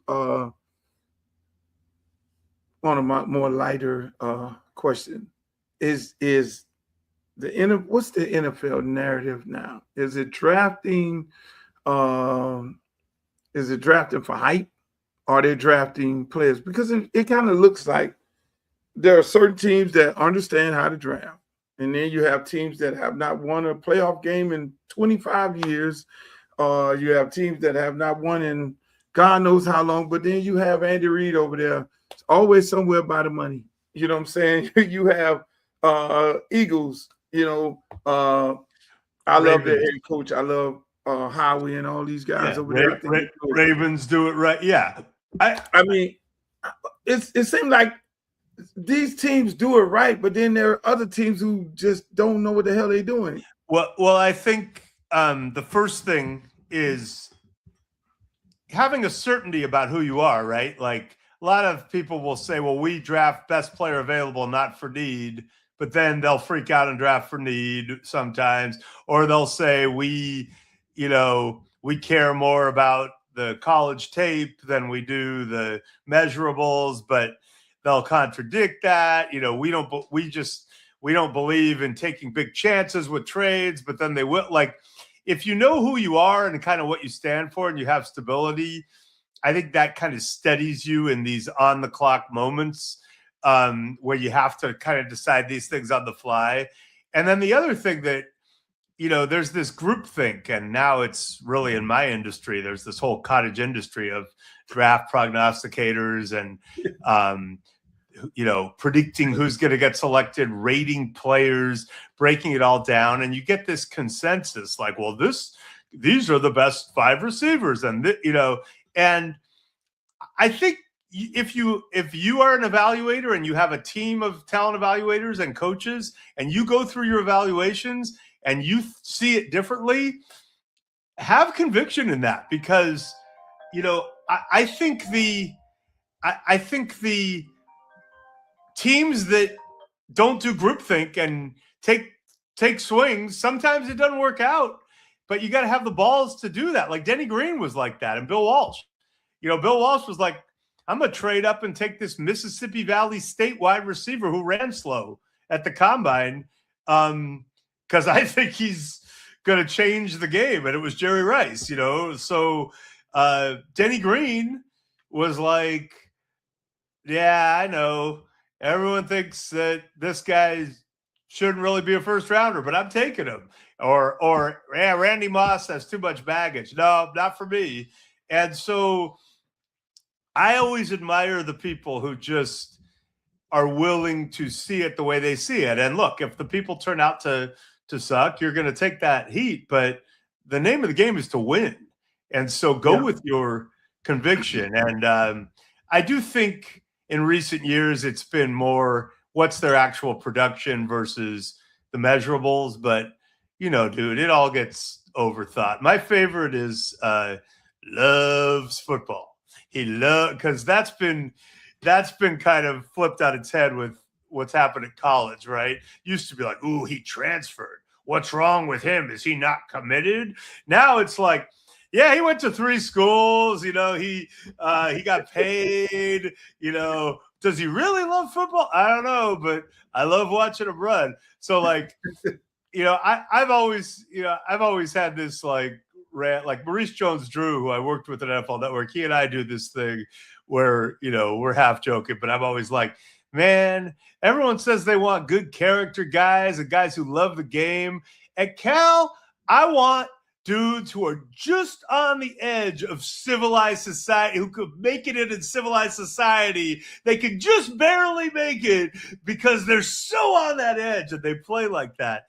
But, I don't need the choir. And Maurice always goes, I tell coaches, you want dark-hearted men. And, we're playing around and stuff. But there is something to the fact of, like, the guys who are crazy, little crazy, and your alma mater, or your team, Miami, some of we definitely had a lot of them. I mean, is Ray Lewis, is Ed Reed, Ray Lewis, are those guys? Ed Reed, Warren Sapp, Warren Sapp, Jeremy Shockey, like my favorite Dan Morgan. He's a GM now. Like my favorite dudes are pretty crazy, but there was this really funny story. So Cal started to come up when Jeff Tedford took the job in 2002. We had that great run with Aaron Rodgers and Marshawn Lynch and Deshaun Jackson and, all that crew. And right when we were starting to get pretty good, there was this news report that some junior college wide receiver had fired a gun at the roof of like a club in San Francisco and got arrested. No one got hurt, but shot a gun off in a club, not at anyone in San Francisco. And my buddy, who I went to college with, called me up and he said, hey, you see that report about our JUCO wide receiver? And I go, yeah. And he goes, man, we're really coming up as a program. On that note, we're going to stop it right here. Hey, Mike, I want to thank you for coming on, my brother, and on the show, man. I got to definitely have you. I definitely got to have you more, man, because we got so many stories. I mean, you got juice. We didn't even get into all our arsenal. But listen, more important, thank you for, you always have tried to make a difference, but thank you for putting it all on the line, for running. I pray you get a chance to serve your constituents and be a great representative for them, but B, help our democracy and our country get right. And I know you stand for all the most important things, and I know you have a lot of experience in your community and with underserved communities and all communities, really, including the NCAA community. But I'm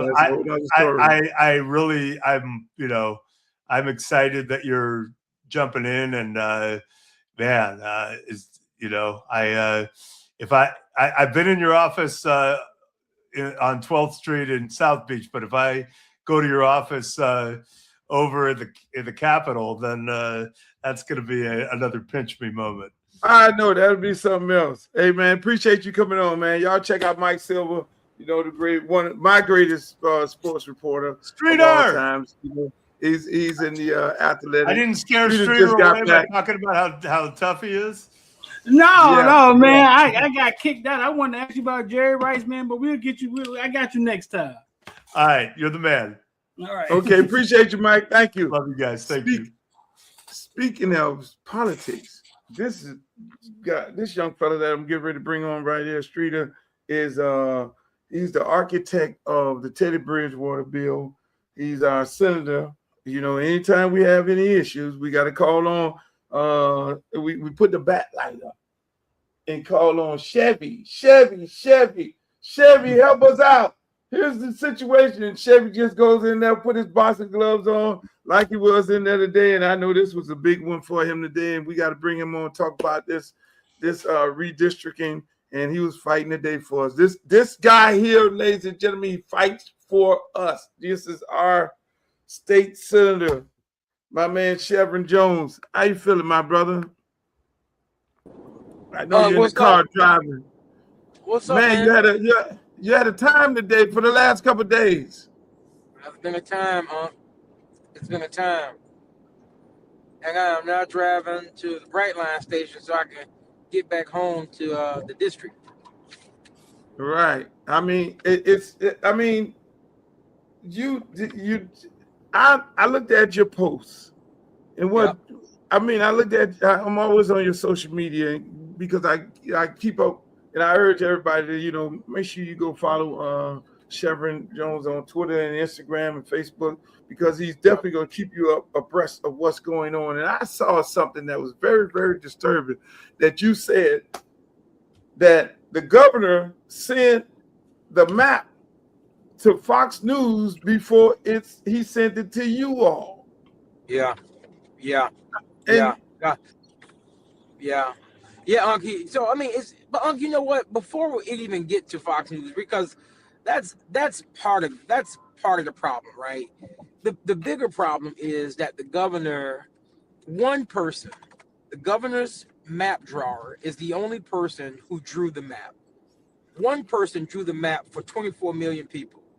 One person. Now, mind you, in the past, the redistricting, and you've been through redistricting before. I'm not elected, but you've been through the process, so you've seen the forums, you've seen the many conversations that happens when we're talking about redistricting. None of that happened because the maps were done 2 weeks ago, and the maps were finished on Monday. Were sent to the legislature they were sent to Fox News first. The legislature received them at 11:15 on Monday morning, and we voted on these maps on Tuesday. So yes, Fox News did receive the maps first before the legislature did. But I think what people should be concerned about is that the people got no input on the maps. And the second thing is that one person drew maps for 24 million people. outside of the process and how it has happened in years past. And here it is. This is the first time that Florida has ever did, it's just like Texas and other states who've done it, any type of mid-decade redistricting. But Florida is different because the Floridians in 2010, they voted for the Fair Districts Amendment.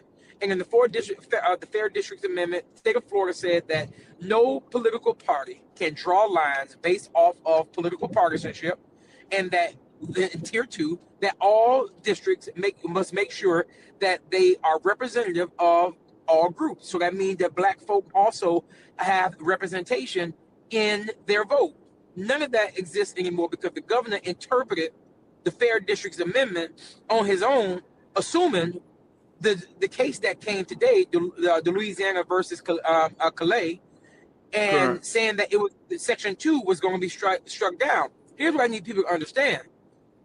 Section 2 of the Voting Rights Act was not struck down the way that people think it was.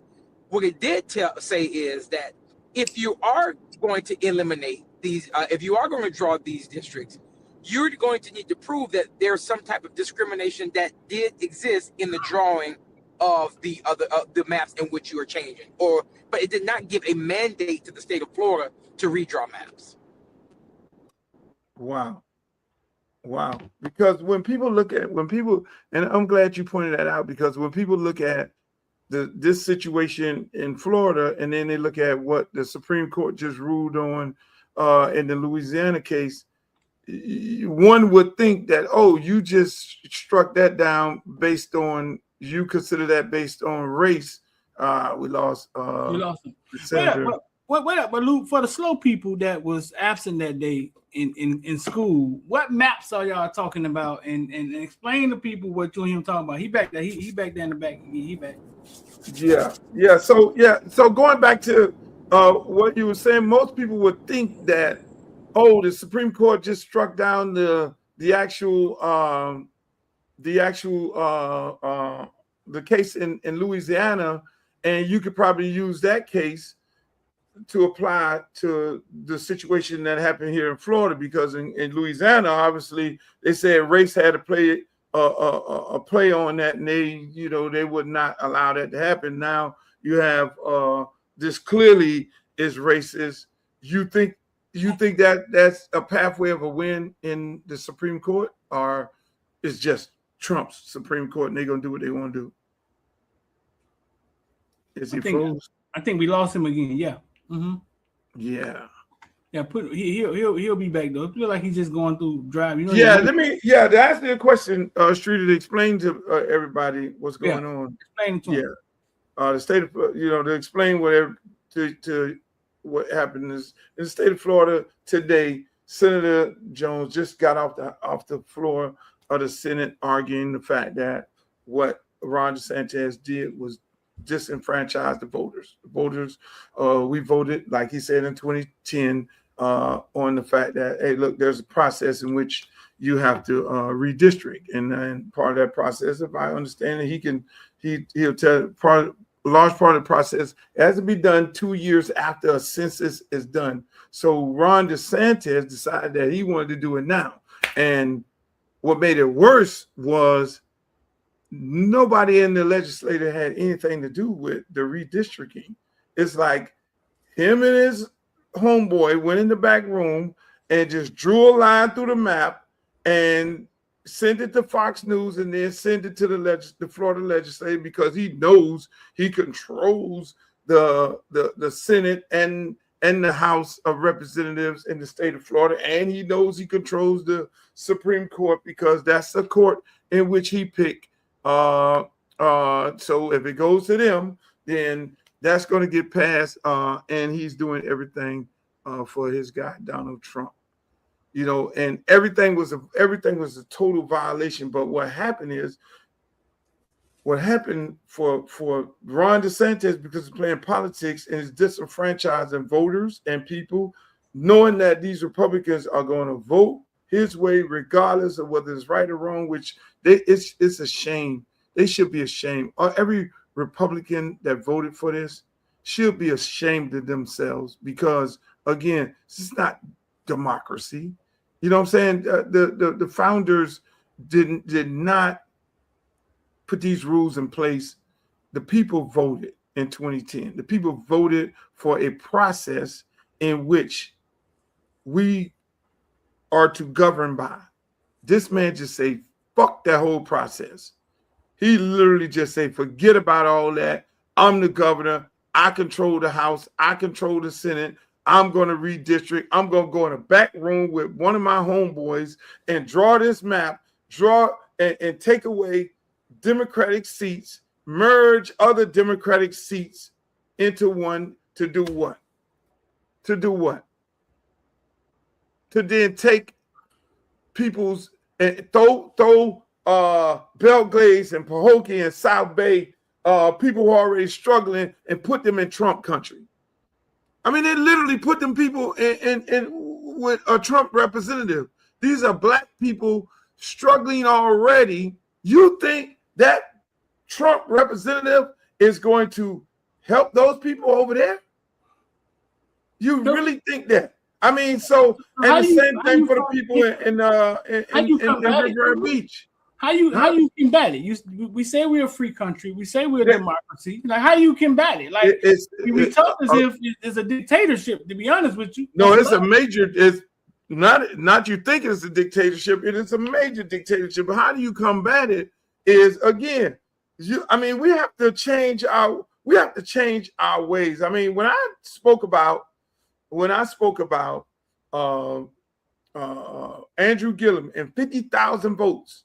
And this man lost by 50,000 votes, we wouldn't be having this conversation right now, because it would have been a totally different government. It wouldn't have changed the House and the Senate because Republicans control it, but it still has to get signed off by the governor.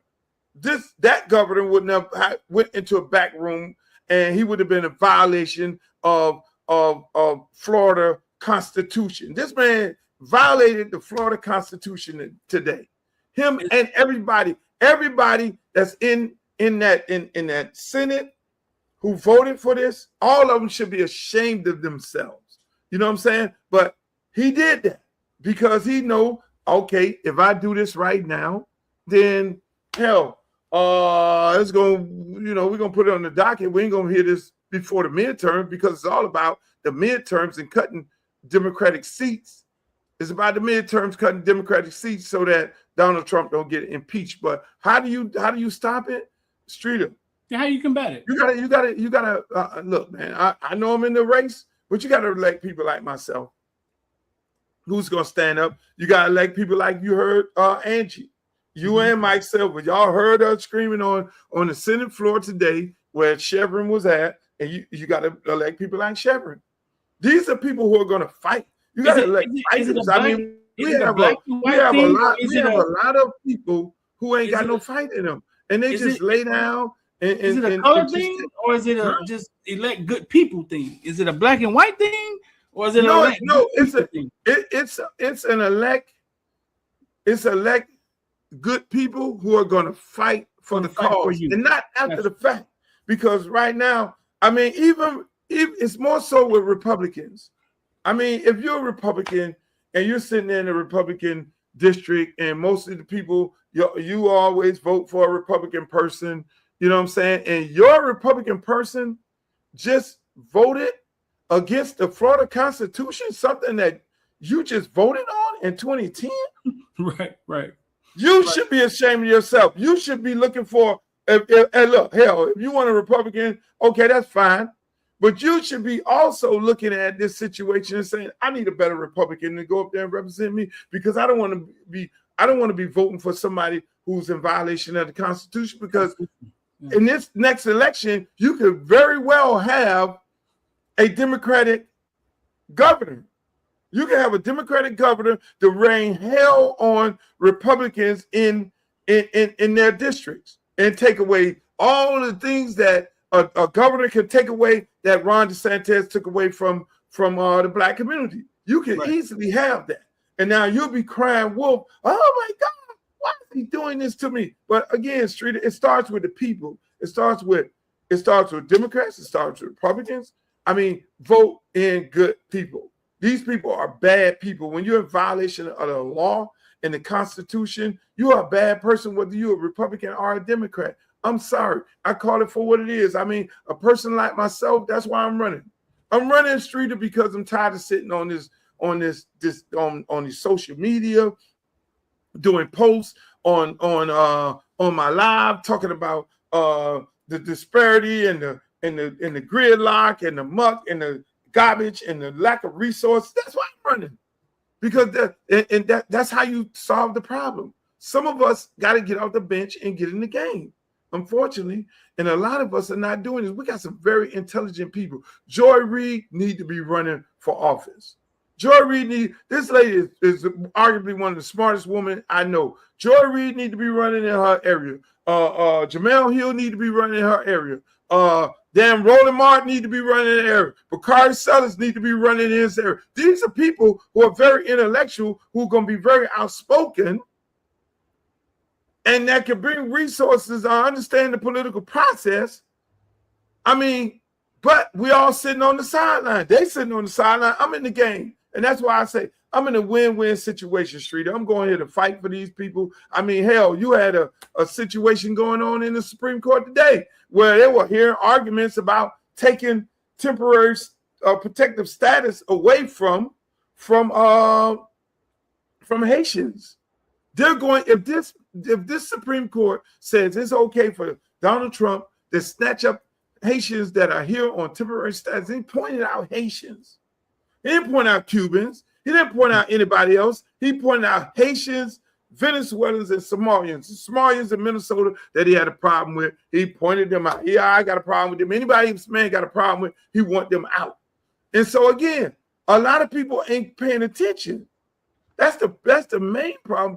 Streeter, people ain't paying attention, because even in this very, very election that we're in right now, I'm running, a large part of my constituents are Haitian in this district right here.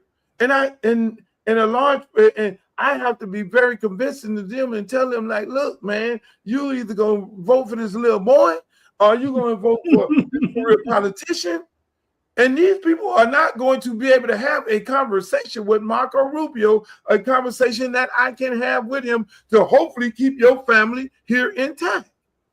And if you don't do that, then I'm going to be sitting over on a beach looking over here, looking at the news, and they're going to be rounding everybody up. And it's going to be those people's fault. Right. And the resource that's going to be, it's going to get bad. So again, man, it's like either you get off the bench and you get in the game, or you stay on social media tweeting, or you going to the rallies. I'm not going to no damn rally. I'm not going to no rallies, Streeter. My rally is going to the poll. And I urge everybody, man, look, man, whether you vote for me or anybody else, I mean, these numbers need to fucking change, man. It's 8% African Americans going to vote. 8%. And then we want to sit here and we want to say all the bad things that's happening to us today. That's how you change things. You can change the Florida legislature by going to vote. You can change the way they do business in Washington by going to vote. I mean, it had no business. This clown, it had no business in the White House anyway. But everybody want to make all kind of excuses why not to vote for the black woman. So it becomes black and white. I mean, I'm very passionate about this. But at the end of the day, I'm not going to sit up here and oh, we're going to go to the No Kings Parade. I'm not going no fucking No Kings Parade because y'all let it happen. Especially white people. Because black people voted at 92%. Y'all didn't want a black woman leader. So you take your ass out there to the No Kings Parade. I'm not going. You know, and that's the thing. People had a decision, but they decided that for whatever reason, oh, she ain't black enough. Oh, she don't do candy yams. Oh, she don't have her hair ain't straightened enough. Oh, because she's half Jamaican and all these different things. Come on, man. Come on, man. And you know, the white women ain't voting for her. You have half of the Democratic Party white women voting for Trump. And most of them who didn't want to vote for Trump didn't vote at all. And so everybody feel good that I didn't vote for Trump, but I didn't vote for her. But well, we told you a no vote for her is a vote for Trump. And that's what happened. So that's why we're here today, right now, because of us. You ask that question, how do you stop it? Get your ass out there and vote and go take somebody with you. And if you don't do that, then don't sit up here crying. I went when she lost. Oh shit! I got my affairs in order. I set my ass up and say, "Hey, look, man, this shit finna be a roller coaster. You better keep your head on a swivel at all times, because that is what we allowed to happen. They did. So I'm sitting there chilling. And so again, we're in the same situation. We got a midterm getting ready to happen. You're gonna have Democrats running those same races with Republicans. You got he gerrymandered the map, and you're gonna have Democrats running against Republicans. And if those Democrats, when those Democrats win the primary, and some of those Republicans, if those Republicans want change in America, then they're gonna vote for Democrats when they get into the general. And if they don't vote for Democrats when they get into the general, and their ass get deported from goddamn Doral and Havana and Little Haiti and North Miami, you go fuck around and find out. Play them crackhead games and vote Republican if you want to. Because a lot of people who are getting ready to be deported, they do vote Republican, and they need to stop that shit. You know, they do vote Republican because they see, oh, ain't one of us in the race, so I'm going to go vote for. They cake for this man. I remember damn Scott going down there, Little Haiti, having a conversation with the Haitian people, and I almost threw up. I was like, do they know what the fuck they doing? This man is the architect of trying to deport them. His homeboy. Is Scott out there right now defending Haitian people against Donald Trump and TPS? No, he nowhere to be found because he's trying to protect his own ass. He just used the community to get the vote. And everybody's sitting there now, everybody's sitting there nervous as hell. You know, you can't not want them to get deported more than they not want to get deported, Luke. You're right. But what a lot of people have to get away from, Streeter, what a lot of these different people have to get away from is hating black people. Because everybody come here, they got a fucking problem with black people. They don't want to work with black people, but yet still, black people have always been the ones say, oh, we want to help black and brown people. Only people that really loke up with us. To be honest with you, the only people that really loke up, they'll loke up with us politically, but the only people that really loke up with us is Jamaicans and Bahamians. Jamaicans, Bahamians, and Trinidadians. Everybody else, you got to go convince them to go fuck with black people because they got some kind of, I don't know, whatever issue with black people. And then at the end of the day, it's black people who are standing out there defending them. It's us.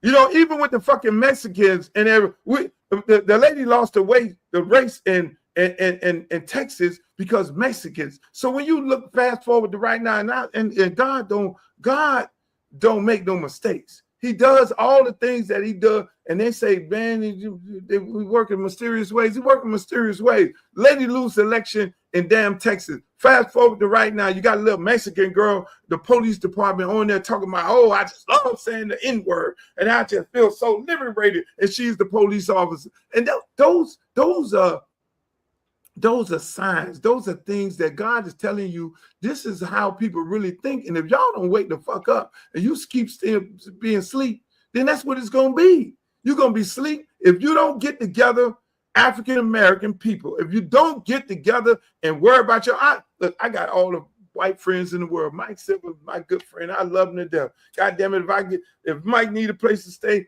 he's right here with me. I got tons of white friends. Everybody wants to say, oh, Luke is always black and white. No, I got a shitload of white friends. And that's why that they don't have, we have disagreements. But at the end of the day, we all agree on one thing. All people should be treated fucking equal. Now, when it comes to some white supremacists, no, we ain't going to be on eye to eye. Even when it comes to a black person that thinking that all white people are bad, we're not finna see eye to eye because that ain't the case. But at the end of the day, everybody got to respect everybody that you're defending and you're protecting your kids' future and your race future. I ain't got no problem with that. I'm okay with that. But we need to be feeling the same way, and we don't do that. We don't do that. We're the ones who tear down each other. I was talking to a damn coach, And I was like, well, why are you not the coach? Because the football player was under you, he was a All-American. But he the first one to throw the black out. I'm like, see, this the kind of shit we talking about. Right. Every black football player at the University of Miami, first person they should be talking to is you, because I guarantee it ain't that many black people in the room, but we're systemically fucked up in the brains. We're really screwed up. Hey, I'm looking at the NFL draft, Streeter, and everybody's sitting up there, and I'm not looking at the draft. I'm looking at the draft to see all the white guys, white people in the room. Mendoza, all white people there. But when I go to look at the black people, all black people, and there's one little white guy. And we know the one white guy is the guy who's the fucking agent. Because the black people don't trust all the money. controlling all the damn money. He controlling all the money. Yeah. And that's just us. I sat there and all I did was counted that shit. And it was 95% African Americans who got drafted. There was a little white guy in the fucking picture. And that's us. And so you ask me, how do we change? And there's some real competent African American agents out there. There's some very, very competent ones. But then when we see us come in the room, then we looking at us like sideways, and mama looking at us sideways. And that no matter what our record is, we looking at, well, what a white person with you? Are you backed by some white person? That's us. That is us. That's the problem with us as a people. And so when those people see that, then they see a divided community. They see a community that they can go in and they can overthrow a streeter. They can infiltrate. Yeah. They can infiltrate a streeter. Well, Luke, I got a Luke. I got a tough question for you though. Ain't none of these questions. If everything's owned by them, right? Like, so the NFL owners are white, everybody in the machine is white, right? You get a white agent, you figure the white agent can talk to the white people, right? How did you navigate? How did you and your wife navigate in that space? And were you guys successful? How did we navigate? Let me tell you how we navigated in that space, and I didn't want to be. When you got to the table, I didn't want to be. Listen, man, I fought for years not to want to be a part of representing some people, representing kids. I've had many kids that tell me, hey, man, when I make it to the league, I want you to represent me. And some of them went into the league and then I didn't represent them. And I'm like, no, I'm getting into that. I'm getting into that because that shit is bad. It's bad for more reasons than one. So now I'm coaching at the park. I got Little Freeman, I got Darrell, I got CJ, I got all these kids, they're doing good. I don't know if they going to the league. We don't know if they going to no damn league. You know what I'm saying? The likelihood of you going to the league is damn near similar to you catching the lottery. It's only 1,200 jobs in the NFL, and every year 20 and 30 and 50,000 kids are fighting for that same spot, and you got to be the chosen, whatever the 100 and whatever it is, 200 to go to the combine. If you ain't chosen to go to the combine, the likelihood of you making a roster is very slim to none after that point. So again, these kids, I'm looking at all these other kids coming back to the park and all these tragedy stories that that we know that, oh man, this one right here, he was this and he had this, how many money, and now he working on the park and now he lost all his money, and now this guy, you hear these tragic stories about these agents around here that broke these guys, that allowed them to get broke, and then you get into it and you say, well, how the hell did they get broke like that? Then you understand the nuance of it. Well, the agent, he hires the financial planner,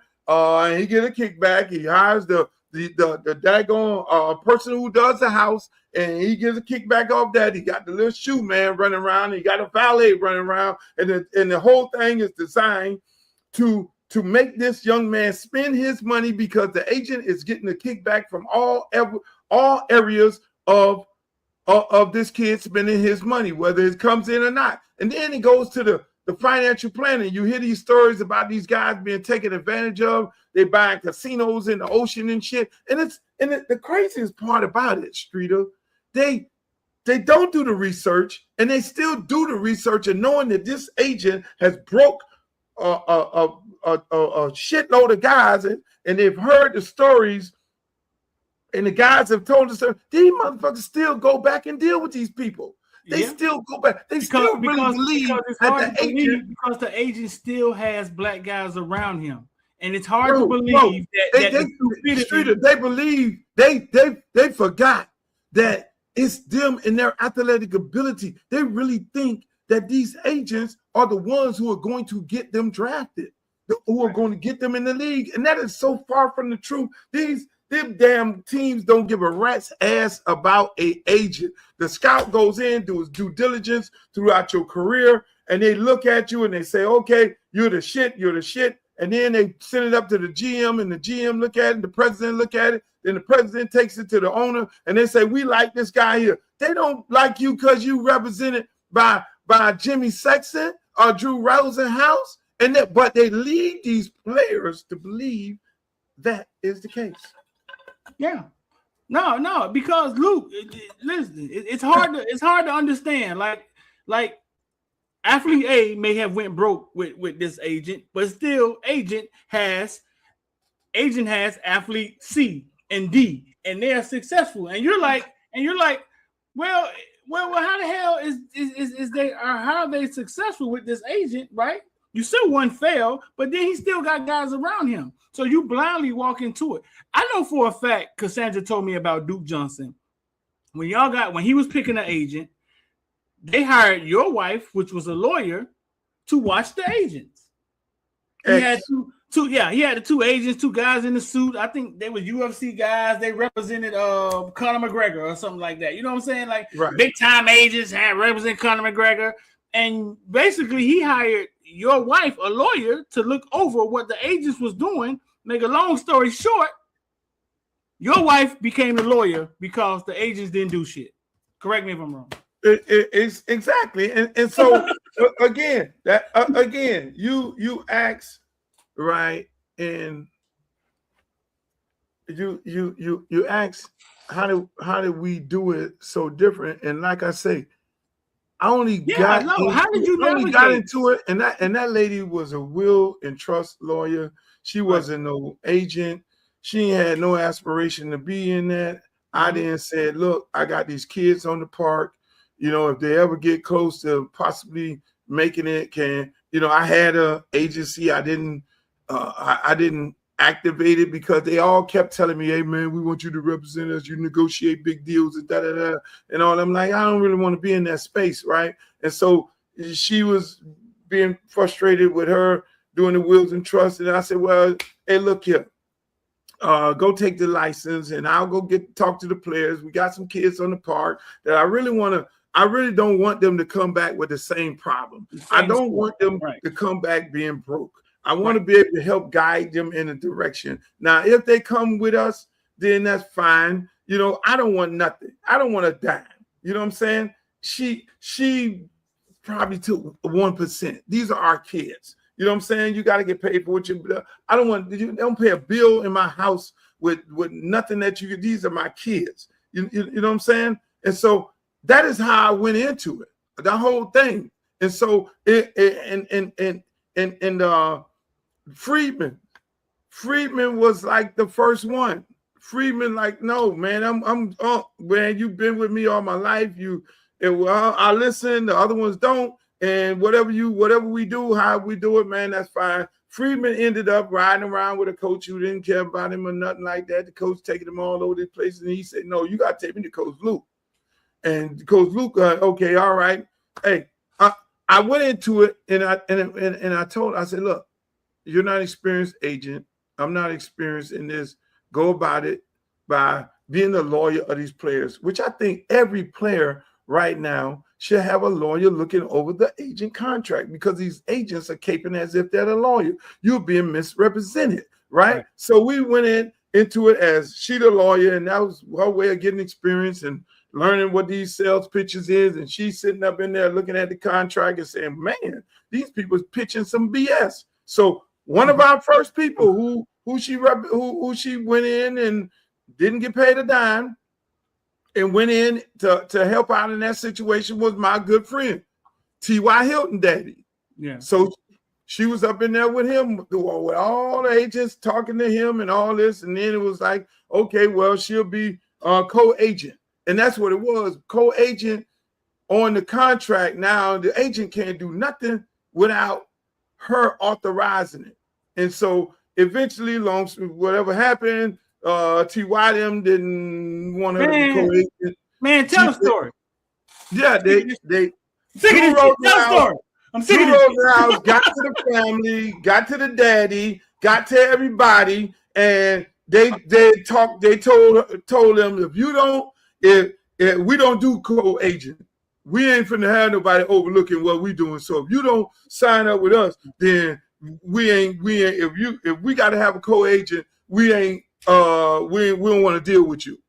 And so eventually T.Y. ended up telling her, hey, look, no, we ain't gonna be able to do this, and you can't be the co-agent. Now, this lady was broke up, and I never told this story. You telling me to tell us this lady was on the floor. This lady was on the ex-wife. This lady was literally on the floor crying because she had spent so much time and she had got so heavily involved. When the dad told her, Mr. T.Y. say, look, man, which is, hey, look, I respect that. If that's what his decision is, okay, fine. No, we ain't gonna be using you in this capacity. The lady was floored, and I told her, look, this needs to be a motivational moment. What you do is you look at this and you say to yourself that you learned because you heard everybody's pitch. You heard everybody pitch and what they have to offer and what they don't have to offer. And going through this process, the next process, I'll be there with you, but this is all God's will. He's setting you up to do greater things. And so what ended up happening is now you got fast forward, Friedman them come. And so you got Friedman and Duke, and we're going to represent them to look at the contracts. These guys realize that, oh man, they ain't doing what they said they was going to do on the contract. I remember sitting in the room with Duke. We're sitting at the round table. We up in there interviewing agents, and I would say, Duke, don't laugh. They said, oh, we're going to get you $1 million in marketing dollars. And don't laugh. Watch what I say. She over there looking at the contract, carving the contract up, taking all the things out to get a kid stuck in there. And then I say, well, okay, if he's going to make $1 million in marketing, can you give him $500,000 now? And everybody go to. So we had a system going on when they did do that, but then eventually the guys ended up signing well. She made Duke was not a starter. Hold on. Slow down. So basically the agents was offering Duke something, and you, because this is not your first rodeo. You've had Luke records. You've seen negotiations, you've seen contracts, you've seen things like that, right? So you can hear these people, right? You can hear these people, right? Yep. And what were you hearing? Like, what were you hearing coming from them? I was hearing a bunch of seeing guys in suits. I was hearing a bunch of BS. Okay. I was hearing the same story. I was hearing that every agent came in and said the same story, what they could do. Okay, this and that and all that. And I already understood, and I knew that their contract, she knew because she was the paperwork lady. Right.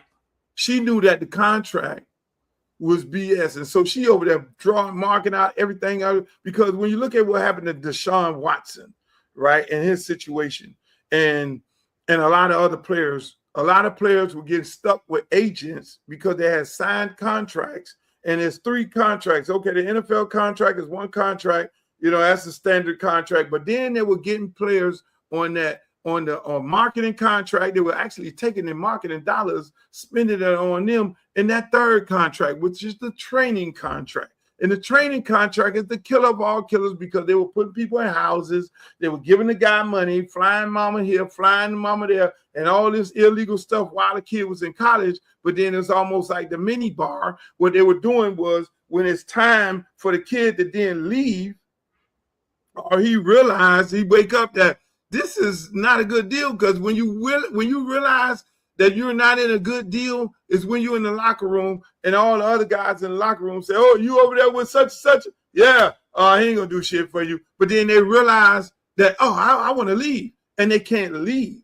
So leave. I knew all this. They can't leave because they're now stuck in this contract because the agent has charged them for everything, the flights they came in on, the money that they gave them, all this, like the Deshaun Watson, if you go look it up, and you now got a $500,000 bill with this agent, and then now you talk about, oh, I want to leave. You can't leave. And so the agents construct those contracts like that, and then they get you on the financial planning side of it, because most of these kids and their parents don't understand financial planning because they never went to the financial literacy class. So the agent says, oh, sign with my friend here. He has all the other players on here. And then they go sign up with those guys. Then they give them a power of attorney. And that damn investment firm is now making investments of your money when they want to make it. And so at the end of the day, your career is over where you go back to the investment man and say, well, how much money I got in the bank? You ain't got shit in the bank because he made all these bad investments. So what she would do would go,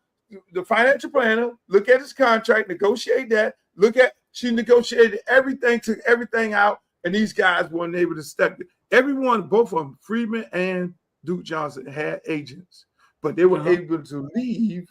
They were able to leave with no consequences, unlike Deshaun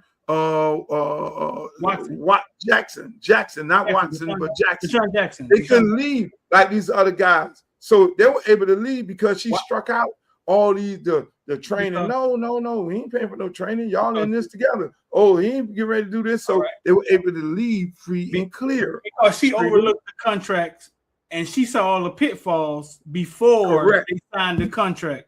Now, go back. You said something interesting earlier. You said the agents, your wife was a lawyer. The agents are an agent. Think about this TV show that was on HBO about the agent. Ex-wife. Right? Your ex-wife. Your ex-wife. I'm single. Your ex-wife was an agent. I'm looking good. Lawyer, right? You said the players are being misrepresented because an agent is an agent. He's not a lawyer, right? He's not a lawyer. He's taking the paperwork. He's taking his paperwork too, right? You know what I'm saying? He has to get somebody, you know what I'm saying? To understand the paperwork and the contracts and stuff. You know what I'm saying? But your wife is a lawyer. She can supersede her. She understands the paperwork, but she's not an agent. You said it would be misrepresented. Explain that. So here's the deal. Most guys get excited when the agent comes with his Armani suit on and he pull up with it in his Ferrari to your door and you think you made it. It's a whole big production. Oh my God, such an agent just pulled up to my house and they want my baby. Oh, he represent this one. And they get all excited. They turn into fans and shit. And they think Jesus Christ just came off the wall and walking into their doors. But in all actuality, they don't realize that their kid made their pathway to the NFL and the NBA and Major League Baseball on their own. It's not that guy. Yeah, it's not that guy. And so the issue, the answer to that is, like you say, this lady looked at. We had a system. She looked at the contract. Just take Friedman and Duke. Friedman, this lady reset the market with Friedman. The market had not been reset for 3 years. It was only person was Shady McCoy had the highest. He was the highest paid running back, and it had not been reset for 2 or 3 years. Me having a conversation with Friedman on how to navigate catching balls and running and your yards per carry. Hey, look at, man, you gotta don't be running down on that goal line, man, because that's 1 yard they're gonna take away from your yard carry. And we navigated that. We worked the system. We worked it from a marketing standpoint, and we worked it from a game standpoint. We really worked the system like it ain't never been worked before because these agents ain't doing that. You feel me? And so at the end of the day, he ends up being the second leading receiver on the Atlanta Falcons behind Julio Jones, and the leading rusher, the third leading rusher in the NFL. So now when it was time for him, like Mike told you, and we set that whole shit up, I went with Mike around the Super Bowl time. When it was time for him to renegotiate, it became you can pay him like a receiver because Kyle Shanahan had already said Freeman is arguably top 5 best slot receiver. He can play slot receiver and be top 5 best slot receiver in the NFL right now today. He was the 3rd leading slot receiver in reception, second on the team, and then at the same time he had over 1,000 yards in rushing. So I say, tell him he could pay him like a receiver. You still reset the market, or you can play him like a running back. Still reset the market. Or you merge the two, he still resets the market. And so that's how you reset the market. And she was able to negotiate. Now, mind you, you thinking that this lady just reset the market and she on her way. She done did some shit that ain't none of these motherfucking white boys could ever think about doing. That day. I remember all of that. And then go back after that and then make Duke Johnson, who wasn't starting, he was behind the guy, the 5th highest paid. You would think this lady is getting ready to be on her way. On her way. Everybody gonna be beating down the doors to come and work with her. No, they were not. Why not?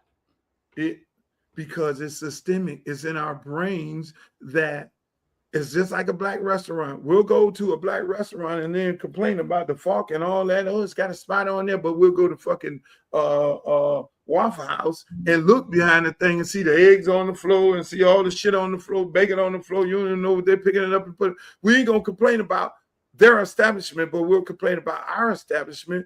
And again, some other little things went on, but at the end of the day, I remember going in there talking to some players. No expectation.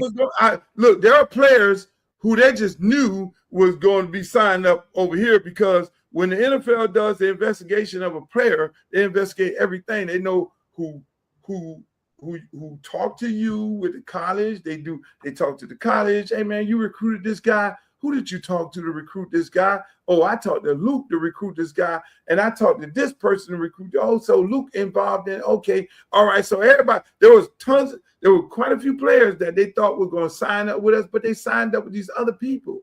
You know what I'm saying? And that's why I didn't like the business because hey, look, man, we here, man. This is a boutique operation. If you want to come, I'm not making no money off of this. I wasn't making no money off of this. It's me just doing another community service, no different than me running for office, getting ready to lose a ton of money to go represent a district that's hurting. You know what I'm saying? So I always get myself into these situations. Hey, look, she's, rightfully so, this is her business, me supporting my ex-wife, and I want her to be happy and got a thriving business and everything like that. You ain't paying no bills with that money in my house, no bills, period, because I don't let my wife or anybody paying no bills for me. I'm the man of the house, but then that's a whole other story. But at the end of the day, Streeter, they wouldn't be none. I went to some people that I even told, hey, look, you need to go to this college right here because you're going to be all right over here. You need to go to this college over here. I supported some families just out of kindness of my heart. Mm-hmm. They called me in the middle of the night and say, man, we don't, I got the boys here and we ain't got no food up here. Can you send a little something? Groceries and all this shit here. How many times? Maybe three, 4 times? How many times have you done this? Maybe 3, 4 times? How many times? Shit, hundreds of times. They didn't even think about being represented by her and me. Even with the success, they didn't even think about it. It was like, oh, well, and so that's why I never really wanted to. Use that with them shooting in the gym. They didn't even think about you. They didn't even think about it. And that's what we do to us. It didn't bother me. I'm supporting the ex and her business and everything like that. But it taught. And then they going with these unscrupulous people. And then a lot of them losing tons of money. A lot of them could have balanced what they were doing and still been successful here and successful there. I can sit here and write a book on this shit. Right. You know what I'm saying? But again, we ain't got to write books no more. We got to write no book. Talk about that shit. We ain't got to write no book. You got to buy it. I'm not doing Streeter. I'm not doing it because, again, like I say, and I said this the other day, with this particular show right here, this show, what we do over here, we're doing on it here, I'm not here to tear down other black men for what, you know. I leave that to Shannon Sharp. I leave that to all these other shows where they just sitting there tearing down another black man, putting them on the couch and making them look stupid. You know what I'm saying? I'm not doing that. I won't do that, and I won't play a part in that. You know, that's why they call me. Hey, Luke, you want to come do our show? What are we talking about?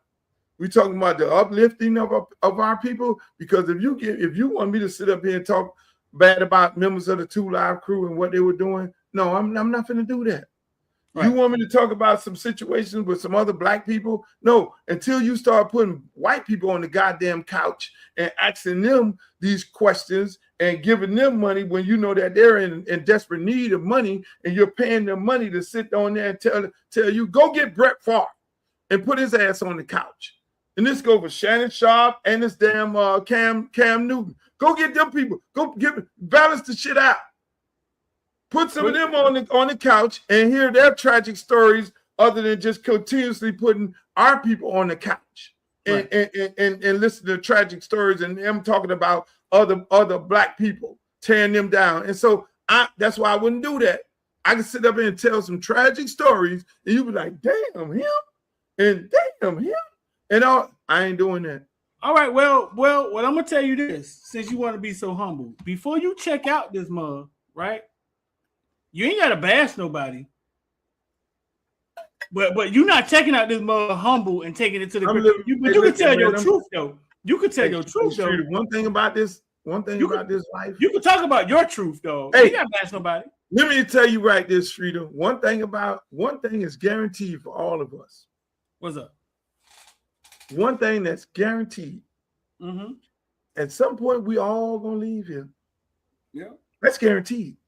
Fact. Now, whether you go at 39, 29, and 99, it's all a guarantee. So what you do while you're here as a person and the life that you live as an individual defines who you are when they do decide that, hey, look here, when it's all is said and done and the man call you upstairs and say, hey, look here, Luke, you done did all the things you can do down there. Let's come on up here, hang out with me. Hey, let's ride, boss. That's how I live my life. I live my life with, hey, I appreciate every moment of the time, but then I live my life with certain principles and certain things that I'm going to do, and I'm not. I let them tell the story. There's a lot of people out there that could tell some stories of the mistakes that they made. That's their stories. Let them tell those stories. Luke, I tell the stories of these unscrupulous motherfuckers in this music business. Luke, respectfully, Luke, fuck what that. Respectfully? Ain't nothing good coming out of that. Fuck that. Because here's the problem.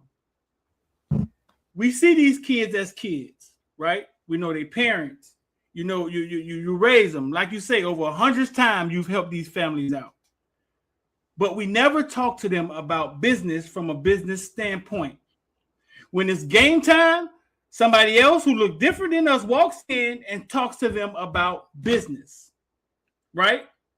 You standing there saying, hey, I don't want enough for my kid, and you hand them off to a motherfucker who don't care about them. Every time.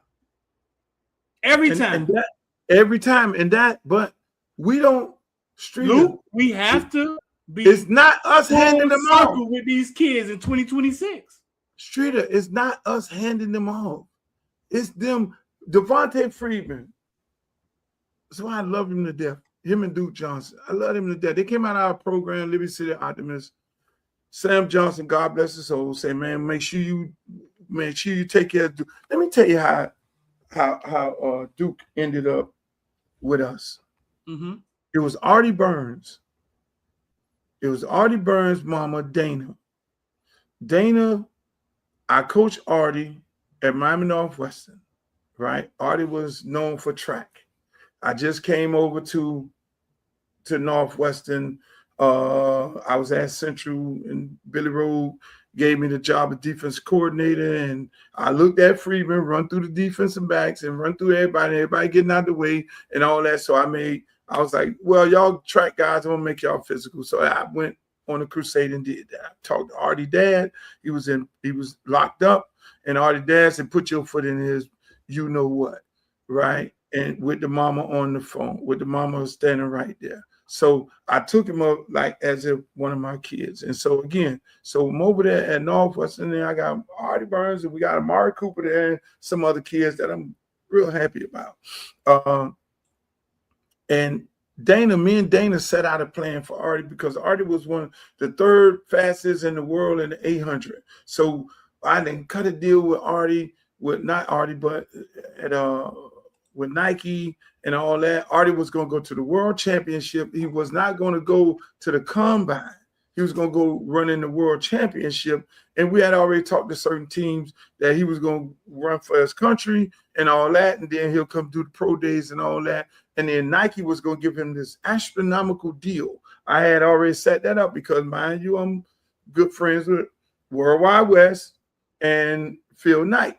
They put me together. So, all right, we got this whole lifestyle deal with Artie. Artie mom loses her job. She working at the place where they do distinguishers. She loses her job. Now, okay, oh Lord, what we get ready to do? So I then ended up, Dana, which nobody knows to this day right now, ended up working for me. Right? She was like, I was like, Dana, Dana ended up working for me. Right? So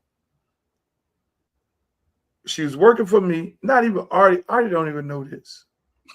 So because I'm me and Dana down. Dana me and Dana down. I used to wear a UM hat when I first got to Northwestern and the alumni and all them. That's how me and Larry Williams ended up getting to be friends because Dana went in, it would tell me, oh, you got to take that UM shit off. I did this Northwestern, put that on. I said, well, I don't have a Northwestern hat. That's all I have. And then Dana went and cussed everybody out. And I said, I like her, right? He could wear what the fuck he wanted, all that, right? So she was on the board, and me and her became friends. Dana ended up passing, right? Dana she had a good friend, her best friend who used to be with her all the time, told Artie that they wanted Artie to not go with Luke, but go with another agency. I don't know whether it was Melvin. Me and Melvin, good friends right now, said no because they had a relationship with him and everything. And so Artie ended up signing up with another agency. Now, mind you, I got all this stuff planned out for Artie over here. But then Duke, before Dana died, Dana told Duke mama, "Oh no, we going with Luke and his ex-wife." It was really close at the time. They were best buddies, and then Cassandra came to me like, so we live in city words, and you telling me you ain't finna come to me and represent? I said, well, Cassandra, all I saw you whining and dining with Drew Rosehouse. We're not really doing this to be. She was like, no, Dana, where Dana go, we go, right? And so then Cassandra was all like, okay, well, we riding with y'all. So you had Dana and then Cassandra and all this. And now, mind you, again, I'm not doing this for no money. I got the ex-wife, and she leaving the wills and trust lawyer thing. Now she gonna get in this sport because we gotta take care of our kids. All these of our kids. It wasn't about, okay, we could be super agency. It was about really not having them put in a predicament where they come back home broke, and when their career's over, they broke. You feel me? And so at the end of the day, Dana then passes away. God bless her soul. I love her to death right now. Still to this day, Dana passes, and then the friend says, "No, your mama wants you to go over here." He don't know no deal. It's a tragic time that's going on. I remember going to the funeral. I'm seeing all these agents running around. They ain't really there for the funeral. They there for to try and get this boy now that the mama, because Dana was the muscle. Dana ain't play. When Dana say something, she say something. And so at the end of the day, man, it was it was Duke mom and Friedman. I remember when Friedman was when it was time to get his contract renegotiated. The head coach, he's the head coach, the president, the general manager, and you need to get a new agent. And because they won't know how to renegotiate your contract, knowing that they were trying to take him away from us because we was going to ask for the most money. Freeman never budged. Duke never budged. They never budged. They was like, no, we're right here. They only went with these people at the end of their career because I don't know what happened. Maybe it was a split up or whatever it may be, but they were loyal when people. Their largest contracts came with your wife. The largest contracts came with the ex-wife. You're your ex-wife. So Luke, your wife wasn't a football person. Very, very intelligent woman. I remember I had a meeting with her in her office over 2 hours. She stood for something too. She hated how these agents were treating the kids, and she talked to me about it. How was she able to navigate through these football waters, and she wasn't a football person per se? Well, we had a little system. She would do the paperwork, and I would deal with the training, and deal with them with the man stuff. Hey, watch these girls, watch this.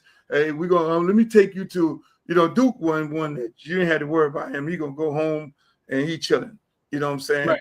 Freeman, he got a lot of things around him and a lot of people that can guide him in the wrong direction. And so but he would listen to everything I say, and I would take him like, this is what you don't want. Let's go on a little trip to Club Live and watch how football players throw their money away.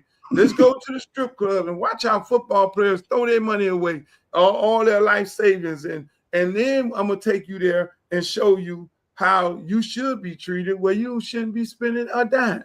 Hey, Luke, hey, you in here, man, Freeman, right, NFL. Oh, whatever y'all want. You don't need to be drinking, because I always taught them about stories that I know from iconic players. Hey, do you know what Primetime told me when I took him when we were all at Take One, or not the Take One, but the other one right next to the Rolex, the other club? Prime said, man, I don't drink, man, because I can't put nothing in my system. It's almost like putting water in a gas tank. And I always tell my kids, hey, it's about what you put in your system, because your system has to. So I would tell them that. Don't put that shit in your system, boss, because I learned that from Prime. I learned from Edrin James to tell them, hey, look here, man, while they sleep, you work. So you might go out to the club, hang out, don't put that shit in your system, but then go get you a lift in before you go to sleep, and get one in. You got to get one in, because you compete with them, because they compete with you every day. And so they learned those things. And that's they took those things in. One took it in more than the other. But at the end of the day, they had great careers. And the financial part of it, Freeman got screwed one day because this lady, she made sure she put in there that because he wanted to be over there where all the other players had the financial advisor. He didn't work him to go over there, but then what she ended up doing was she put a clause in there, which he opposed, that you don't have power of attorney. You can't make an investment without calling us, him or us, to make that investment. This man went and made $1 million investment one day. He gets on the phone and called me, oh, man, $1 million is out of my account. Really? Okay. I get on the phone, like we had a real system. I get on the phone, hey, look at $1 million out of his account. Okay, let me find out right here. Oh, yeah. The man took $1 million out of his account. So he had all these other NFL players that he had power of attorney, and he invested in a bad investment that lost. And what ended up happening? I said, no, boss, you got to put that money back. No, I have power of attorney over all my players. And then she didn't say, not with him. So eventually called up we'll call the SEC on your ass. You dealing with, we'll go. They won't hear that. They won't talk about that. They won't hear that. So what ended up happening, send a letter to the head man of the firm. I think it was, I forget what it was. Sent a letter to the head man of the firm. Hey, look, your man made an investment without authorization. You got to put that money in the account, or you'll be hearing from the SEC.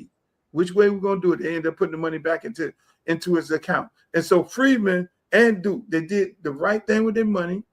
They, look at, man, they understood not to spin out, understood not to be spending all in the clubs and throwing it all up, understood marketing. One understood it a little more than the other one, but they understood marketing, understood how to keep your face clean, your social media, and all these different things. And shit, hell, that damn Freeman low-key owned half of damn Miami. Because he all I was like, what God don't make no more? Land. And I say, okay, we're gonna get you with a good friend of mine, who's gonna help you with the financial planning. And this man they start putting him in deals where these major corporations were putting up businesses on land that wanted to do the business with African Americans. And at the end of the day, this dude got people paying him rent, paying him mortgages on land that they own with major shopping plazas and shit. And so again, it all worked out. But Luke, listen, I hear you always say, I ain't want nothing from these kids. These my kids. I just wanted to make sure they were straight. I just want to take care of them. These my kids, right? I remember watching Mo and Shamar Stewart, right? Shamar Stewart parents are here. You know what I'm saying? They're alive. But for some reason, I don't know the nuance. Mo took Shamar Stewart in his house and end up being like that, whatever you want to call it, guardian. Shamar calls him dad, whatever, street agent. But once Shamar became successful, street agent, whatever you want to call it, when Shamar became successful, I listened. I heard a lot of the community started saying, "Oh, he just want to make money off Shamar. Oh, he don't do it for every kid. Oh, And Luke, I hear you saying the same thing. Hey, listen, you're quick to say, "Hey, I ain't want nothing from these kids," because for some reason in the community we shy away from that because I think we don't want other people to look at it like you're taking from the kids. In 2026, my question to people is this: who has the kid best interest?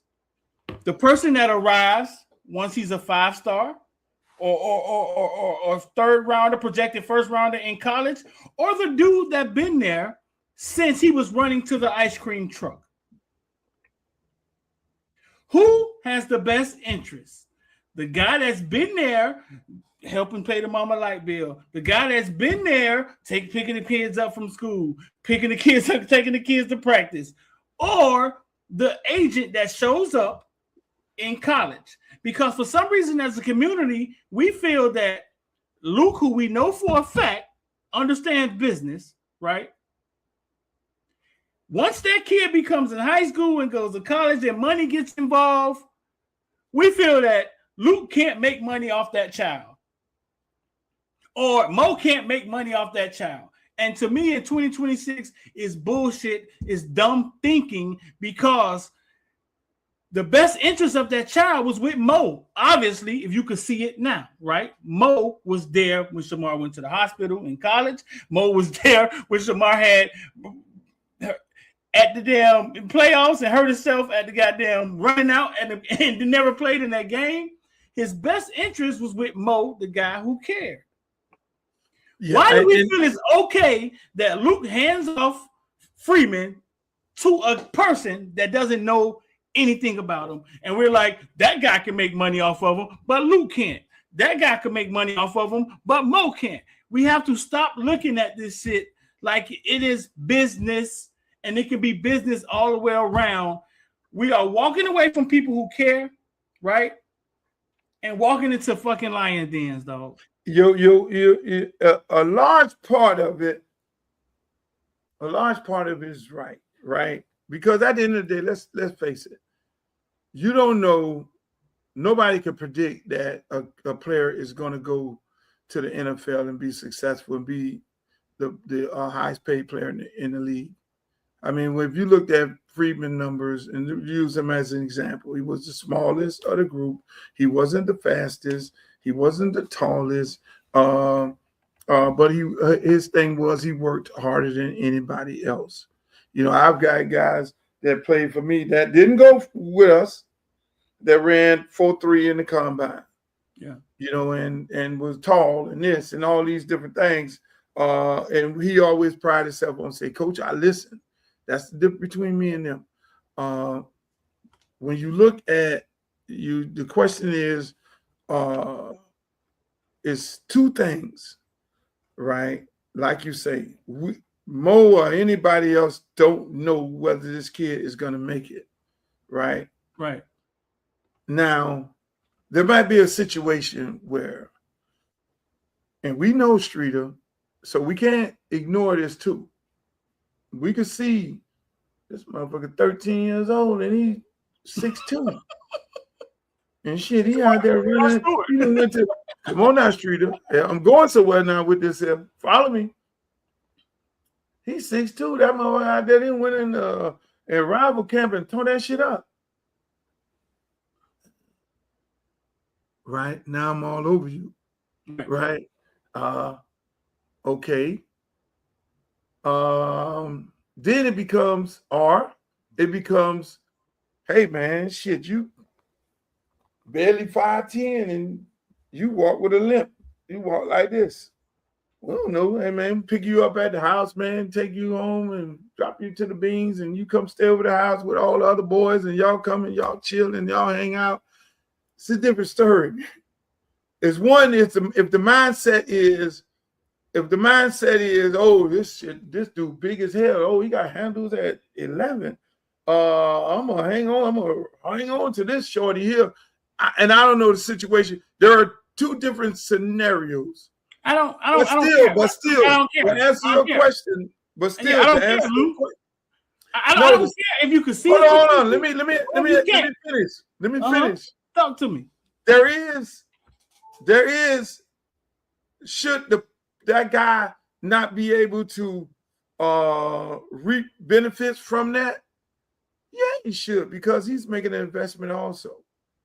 Because he's picking the kid up every day. He's taking him over there. That's why it'd be all funny to me when I used to be in this and we go to the draft day and some daddy come in, you ain't never seen him before, or not even draft day, or when it's time to sign, all of a sudden he got a daddy. Where the fuck was he at? Because I know I paid all the insurance. I know I paid all the money to go for him to play. The $125 every year at the park because he couldn't pay it. And I had to go pay the doctor to get him a physical all the time. But ain't no daddy was around, but the daddy is here when it's time for him to sign up and make a decision on what high school to go. And then hey, have a tendency of, I'm going to talk to my dad. And it's like, nigga, give me my money back. You want to know where all this money. So again, it is not just, again, I don't remember those days, but you got to know, you have to know, it's a different with me, Streeter. It's different with me. I don't do it for anything in return. I mean, I never did it. Now, if we're in a business, they're not obligated. Then I mean, Artie wasn't obligated. Listen, man. I dropped him off. Listen, I mean, I'm there. CJ, Charles Gaines Jr., I dropped him off many times, picked him up and dropped him to Carroll City, and he had a different agent. And none of them was obligated to be with us. And I didn't look at it. I just didn't look at it like that. We know you didn't look at it that way. I didn't look at it like that. This is what I'm saying. And everybody isn't capable. Right? Everybody isn't capable of helping these kids at the next level or representing these kids at the next level. We know you did it out from your heart. And I'm not even saying recoup money. That's not what I'm saying. What I'm saying is that if Luther Campbell or Mo or Malachi Mom are capable of navigating those business waters, right? Once we get out of high school and we start talking to these coaches about NIL and if you are capable, in our community, we have to stop fucking thinking that Luke gets left in high school. Mo gets left in high school. And now it's time to hand it off to this Jewish guy. Or now it's time to hand it off to this guy because now it's time for him to do business. No, Luther Campbell had been doing business 20 years before all you motherfuckers. You are capable. Right? Yeah. No, we gotta stop looking at it like, hey, no. It's time to let him go to. No, bro. But that's a smart person. See, a smart person would be like, it would go, whether it was Mo, whether it was Luke, whether it was Larry, whether it was Curly.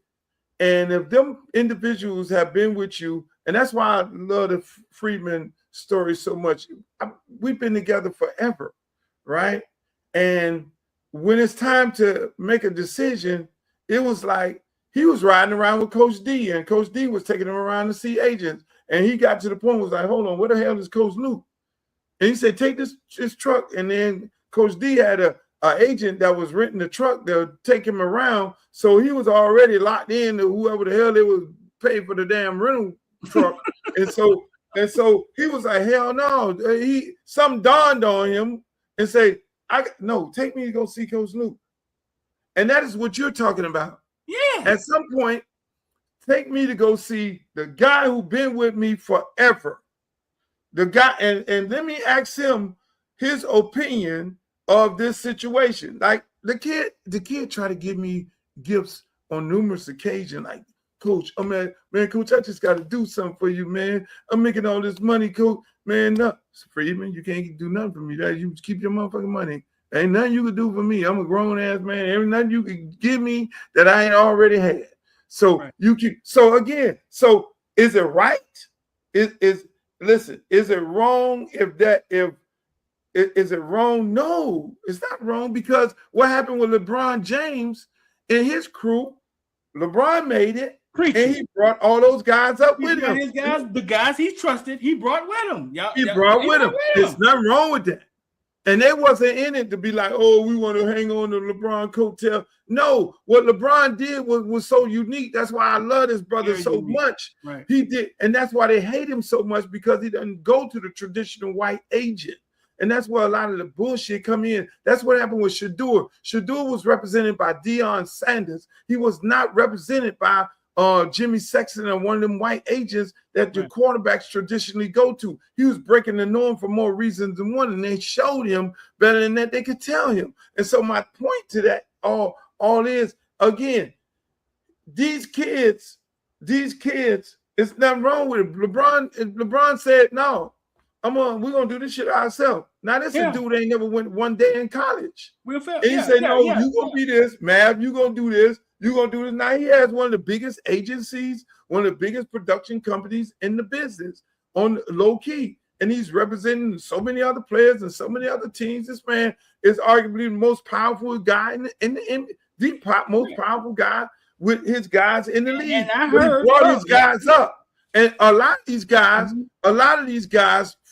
Streeter, they tend to forget that, because just like you say, and I say it's systemic, they think a part of making it is to, oh, y'all niggas over here right now. Oh, Coach Luke can't tell me nothing. Meanwhile, Coach Luke can negotiate more $1 million contracts you can ever imagine. Oh, I'm over here. I made it over here. And they go and they lead the flock, and they go deal with these people who don't give a shit about them, who just looking at them as a number. A number, because the only way they can make their money is have numbers. The only way they can make their money.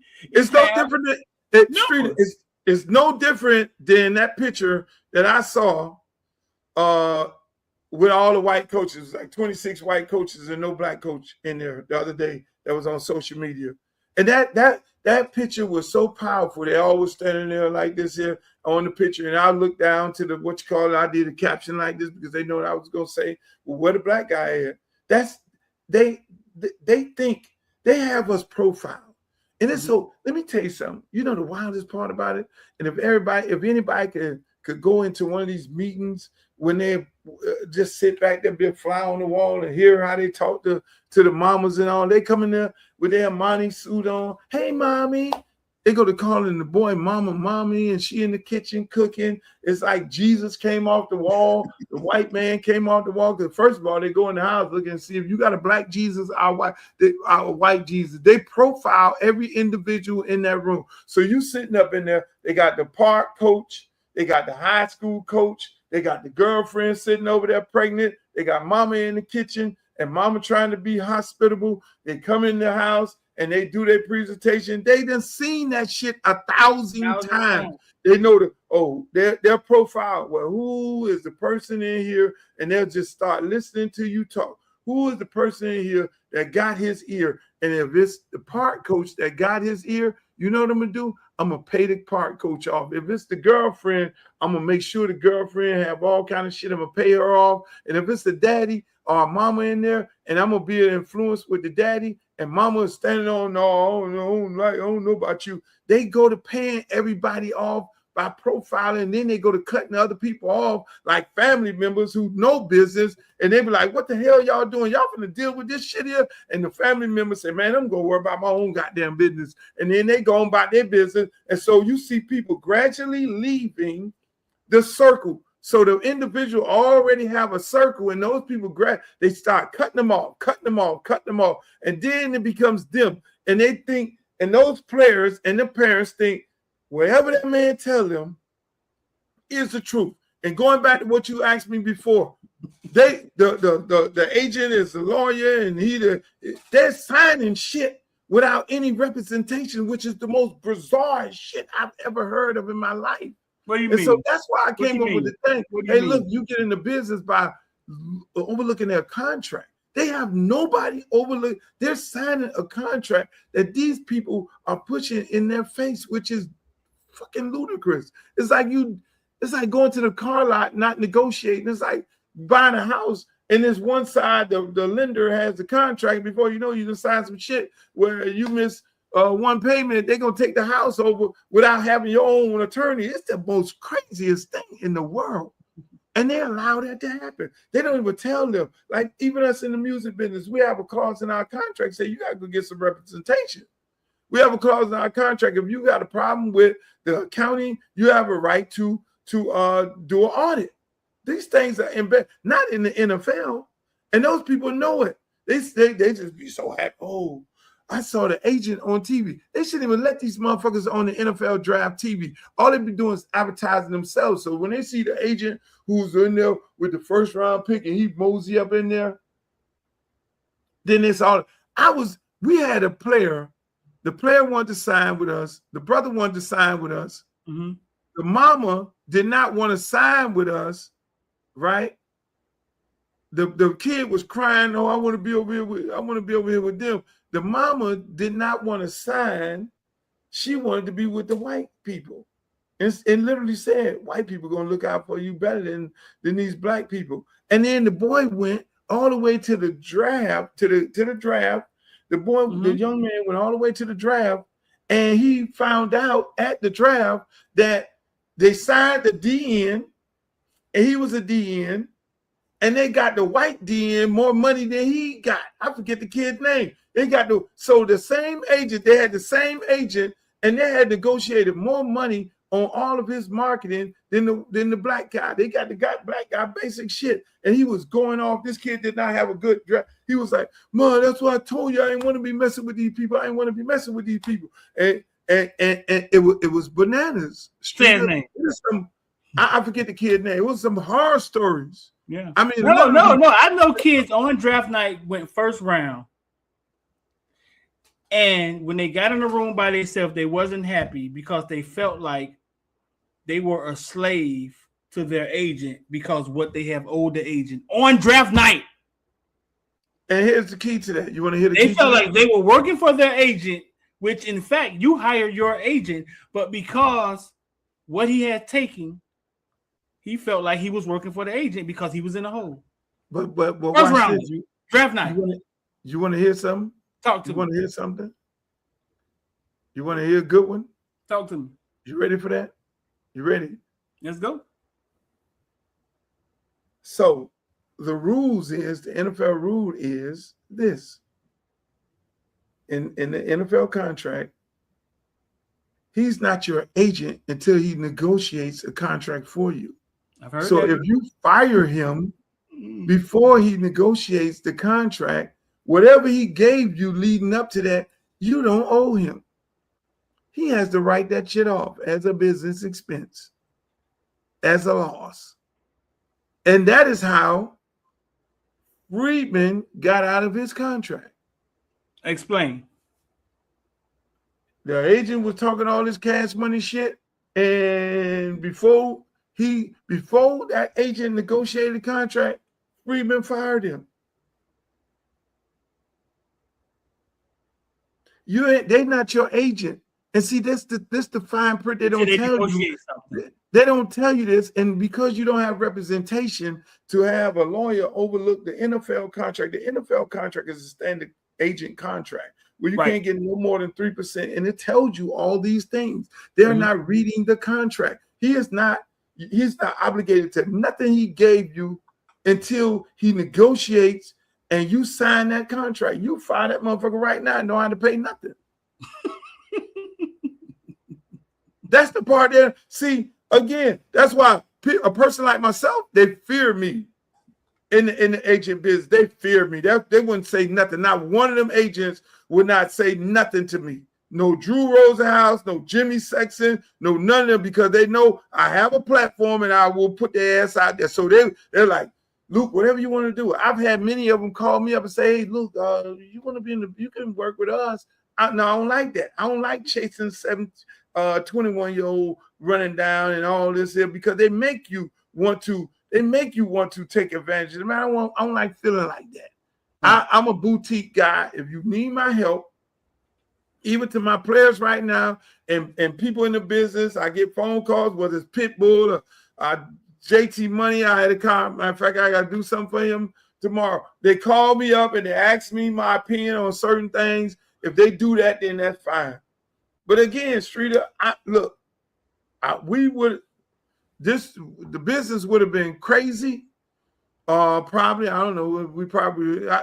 She still has a business, and I don't know how good it is. And I urge people to go and let her represent. She can represent. She has the experience. But at the end of the day, that's not. I still have right now Luke Sports, and it's online, it's a website and all that, and I can't deal with it, because the mentality that's so embedded into these athletes' brains, I can't deal with it. I'm too old for that shit. I'm too old to try to explain to people how I can help you better than they can help you, and how they're trying to take advantage of you, and how I'm not. Like me and you, we started talking to people, and okay, man, you do a great job of marketing these guys. It's a perfect storm. Streeter market these guys. He no talent. If you can see Mendoza as a kid, if you can see Jeremiah Smith and follow these guys, you know fucking talent. That's like what we call in the music business an A&R person. The guy who discovered Michael Jackson and knew he was the shit, he discovered Michael Jackson. He knew he was the shit when he was 6 years old. And we all have the eye for talent, whether it's entertainment or whatever it may be. And again, there's room for us to be involved. And at the end of the day, when you really understand the NFL draft, all those guys, the 122nd pick this year is going to get 10% more than the 122nd pick last year. Right. So it's nothing to negotiate. Only time you doing a renegotiation is when you renegotiate the contract. And a lot of these damn people, because of how they got the league rigged up, by the time it's time for you to get to your second contract, boss, you're cut, because the life expectancy of an NFL football player is 3 years. So the goal is, how do I get to that next contract? That damn Devontae Freeman got the 3 contracts. Right. I mean, I remember when NIL first got popping. I sat down and I had an interview with Where's Mo. the people in the chat? The chat, y'all done went to sleep? And the chat got quiet. I think they listening, bro. We pumping right now. I went and sat down with Mo, and I had an interview with Mo and Shamar. And I knew that the fans would come down on Mo, like, oh, he's a street agent, he a handler, why is he there, why yada yada. But I called Mo, and I did that on purpose, because Luke, what I saw was that we were walking into an era where the high school kid was going to have to talk to these colleges about money. It's no longer was waiting for them to be a senior. Like, the high school kid was going to have to talk to their NIL people about money. And if they didn't have anybody in the room with them, like, you wanted Shamar Stewart to talk to goddamn Manny Diaz or his NIL people about money. I knew that these kids needed representation, right? And I knew that a lot of these guys that were around them had their best interests at heart. So I did it on purpose for people to stop saying everybody was a damn street agent. Shamar Stewart called Mo dad, not street agent. He called him dad. That's the Streeter. That's the thing. They gave them all a name. They tag us with a negative name when we're doing business versus them. Luke, you see what I'm saying? It's We get tagged. We get tagged street agent. Even the white and the Jewish people are street agents because none of them have a goddamn license. Only a few of them have actually taken the test. So if you think the black guy that's walking with the kid isn't qualified, a lot of these other people aren't either because only a few of them have taken the test. Streeter, you cooking with grease? And listen. That's why I look at a lot of these families, and I don't even get into it. Like I've told you, Streeter, if this young man or this mom or whoever wants some help, I'll be more than happy to help him out. You know, I ain't looking for nothing. You know what I'm saying? Because I just want I want the best for our kids. You see what I'm saying? And so again, we have a tendency of not, oh, he this and he that and he this and all. Listen, man, I sat there. Yeah, you know what I'm talking about. I ain't bothered with that. So I sat there with. I'll give you another story. Ray, right? Mm-hmm. I'll give you the Ray story, and it goes to this what we're talking about right now. So Ray comes, and I'm talking to all these colleges. Uh-huh. I'm the best negotiator in the world. I know. Yeah. I know. I'm a hardcore negotiator, right? So I got Ray. We're talking to this school, that school, this school, that school. I got one school, and now I'm leveraging. I got one school gonna give him 1.2, and I got Ray on the phone, and I got another school gonna give him 1 point. I say, man, you gotta give me 1.2, boss. Hey, such and such got 1.2 on the table. You saw what Nick Saban said. He's the next Jaden Waddle. He's already committed to Clemson. And Clemson, oh, we ain't paying no money. Okay, so now, hey, look. And you know you commit to Clemson, it's like you commit to the coach.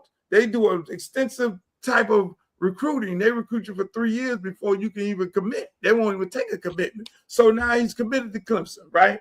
So then now I'm talking to this school, this big school, oh, they got another 1.2. Then I go to this other one, man, we really want this guy bad. And then it went to 1.6. And now, mind you, I'm like, Ray, yeah, 1.6 here, 1.2, okay, here we go, right here. So then now what happens is, okay, hey, man, now you decommit. Okay, if he decommit, if he decommit, he get 200,000. As soon as he commit, he get another 200,000. You get another commit, he get another two. When you walk on the campus, got house, plane, all that. Well, mama need to fly. Mama don't like to fly. Well, we get mama here. We'll get a house and everything and a job and all this. Okay. I'm negotiating hard. Freeman, Street, I'm negotiating hard. Allegedly, all this has allegedly happened. This is a non-fiction story, so let me put the disclaimer on there. If y'all try to come with some sexy shit. So what ends up happening? What's up? So him and then he going on these visits, and Bean went with him on the visits. I say, Bean, you go with Ray, go on the visits, and Bean there, make sure he's straight and all that. They take care of all this, everything. Next thing you know, so then now I get a phone call. I got one coach around him, and I'm like, he just anti everything Luke, right? And next thing you know, so he calls me the day before and say, Coach, and I'm going to the story. Can you talk to these people over here at Miami? And I go to talk to the people at Miami, and I say, well, what? He said, well, the number is this right here. I said, well, Ray, why are you been entertaining that? You got double the amount at someplace else. But can you talk to them? I said, this the day before you get ready to commit somewhere? And so he was like, yeah.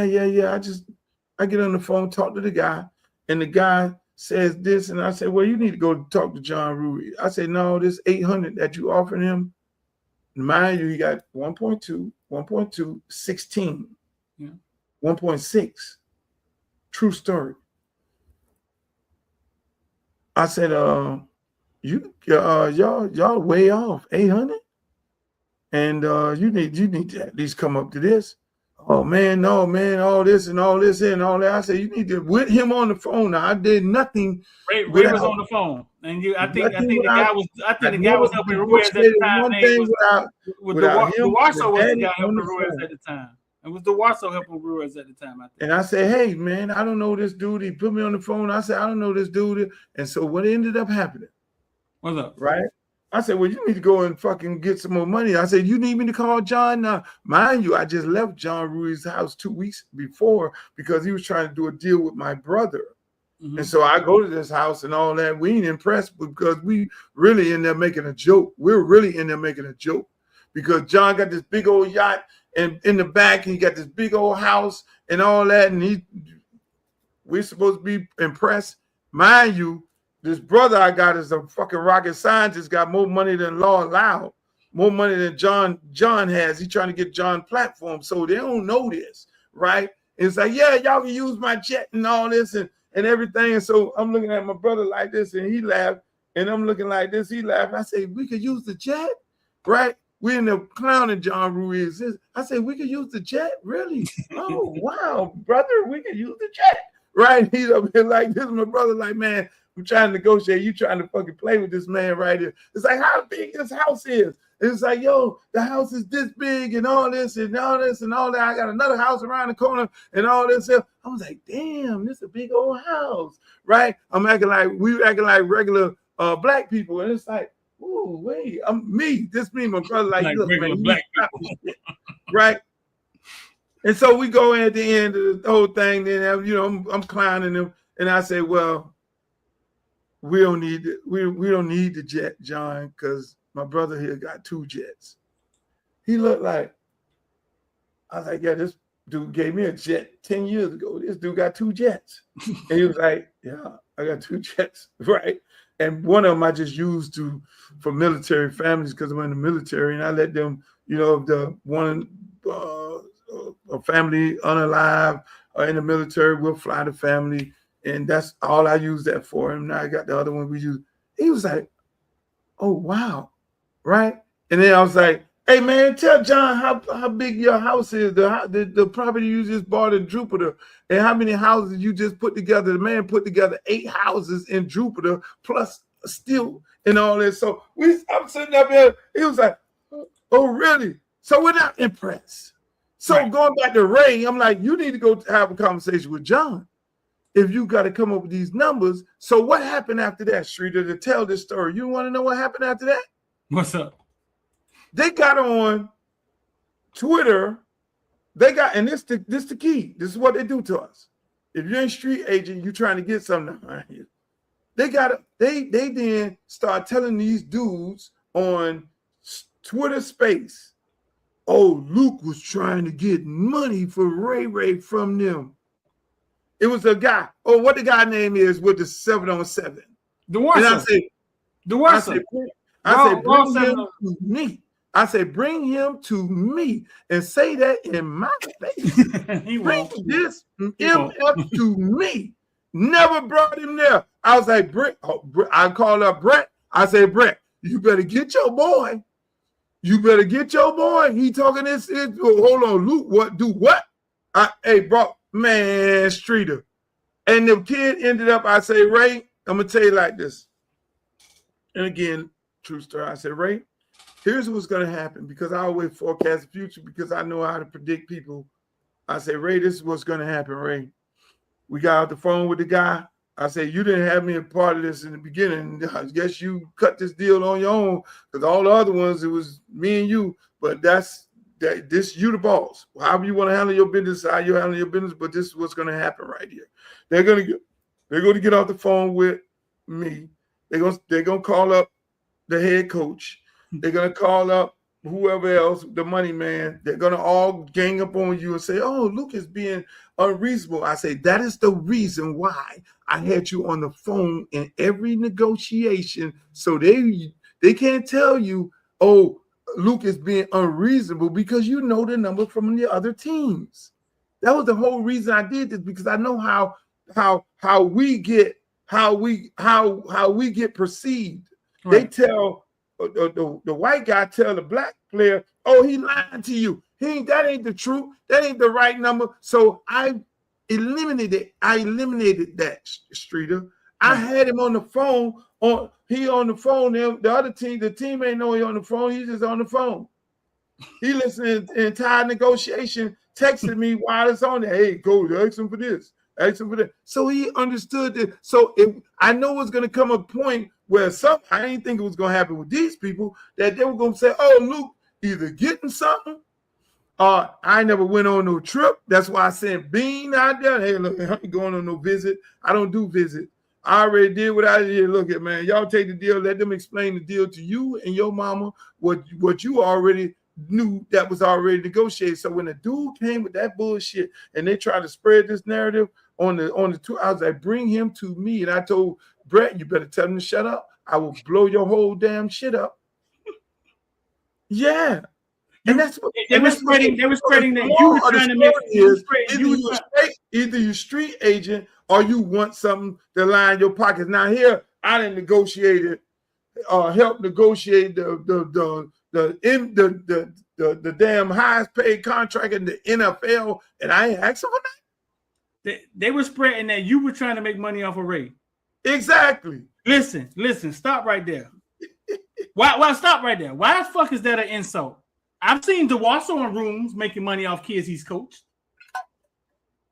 Why is that an insult when it comes to Luke? And that's the community shit we gotta stop. We never want to think business. We always think bags. When we talk about black people doing business, it's a bag. It's under the table. It's making money off of. When we talk about them doing business, it's just business. It's just business. Correct. It's just business. When it's them, oh, he wants something. Yeah, I was laying there for them. I said, you better tell the boy to be quiet. Come on, you better tell the boy to be quiet. And so that's why I always. And Streeter, that is why. And I say, Ray, you will essentially be firing me if you don't have them to call me back. If you're gonna sign up with them people, they're gonna know two things that happened to you. They were able to separate me and you. I cannot speak for you because you've now either signed up or whoever influenced you to do this deal with them, and I can't speak on your behalf because they're already gonna know, and they're gonna feel some kind of way. They're already gonna know, hey, look, we separated you from the bully, and now you're on your own. That's why I would go on your platform with the villains. I go on the Twitter spaces and all that and everything. I never said anything. I never called Mario about no Ray not playing. I never called nobody. I never talked about it. I left it totally alone because I didn't put him in. Now, if I put him in that situation, you ask Eddie Graham, he'll tell you. I got on the airplane and went to goddamn Florida State and had a conversation when they were mistreating Friedman. And I said, hey, Jimbo, hey, wait, look here, we got to have a conversation, Mouse. And I'm known for doing that. I'm known for doing that. Unless if I'm involved, you ain't gonna lie to my players. Who's the coach? Jimbo Fisher. You had to go talk to him about Freeman? Yeah, Eddie Grant. Yeah. They'll mistreat them. He goes out there. Let me explain what you're saying. So anybody who thought, right, any of the shit Luke have said over the last few years about the Canes was about Ray, right? What you're saying is that Ray separated kind of when he went to the Canes, he kind of separated from you. You never said Ray name. Like you never said anything. You never mentioned Ray name. And if you feel like he was talking about Ray, it's because your ass assumed he was talking about Ray. It's the systemic, it's the shit that we got in our brains. Right. It's what we got in our brains. So I sit there and laugh because I'm a people's person and I analyze and I'm an analytical individual. So I sit there and listen to them think and how they talk. And I'm like, these fuckers really think, damn, I lost Facebook. They really think that I never bothered with it. Now, if Ray, if I'd have been over there and Ray we'd have negotiated, and then next thing you know, Ray signed up over there with them. I said, Ray, if you don't have them call me, you would have essentially fired me as your representative who ain't getting paid and you would have went and signed up with these people on your own. Right. And so he eventually went and he did it. And I ain't never bothered with it. I ain't never went over there and talked, because I'm saying whoever told you to go over there with them, then they didn't want to need to be talking on your behalf. And I know I got an idea of who it was, because they always was at practicing, and I would look like this here, like, yeah, you need to go talk to these motherfuckers here, since you signed this boy up to this damn this movie here. You know what I'm saying? Because again, when you take less, and he was like, Coach, which I respect.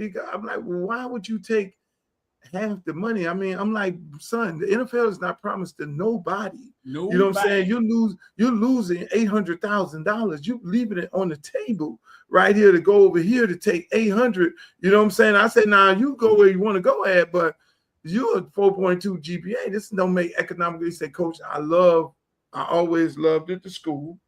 And I always want, I said, well, you make your own decision. You say, I love Miami. And I was okay, now, you know, that's $800,000. You can't get that motherfucker back. You know, and I said, but if you don't have them people call me up to that run man these wanted to be a numbers up. king, man. That man wanted to be a king, goddamn. Man, hey, he jumped on it. And I can tell you one thing, I love him to death, man. I love him I look, Streeter, do you know how much it was burning me up for them to be mistreating him? It burned me up, but I couldn't say nothing. And they know they had them pulled them. Boy, I've got on the plain street many times and went and had to sit down. Hey man, I'm sitting down in the office, man. What's going on?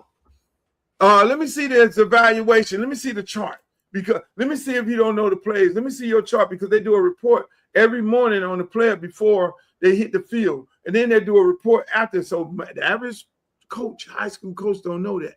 I learned that when my nephew was playing at Auburn, and I went in and I'm like, what the hell going on? And I realized going up there talking shit, and then them people just showed me that damn chart. So I learned how the chart game worked, and that he didn't really know the plays. I was like, dummy, you don't know the plays, right? So at the end of the day, I know, give me the report. You got a report here. Give me that. Let me see what it is. Okay, he don't know the plays. He know the plays. He hustling. You ain't hustling. You came to meetings late and all this, and your grades and all that. That gets you put on the bench.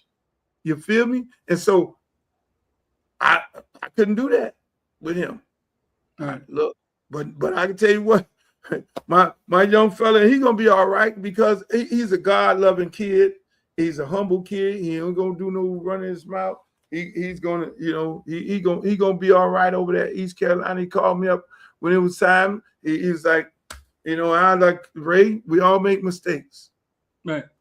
I said, we all make mistakes, because originally I was like, they weren't recruiting you at Oregon.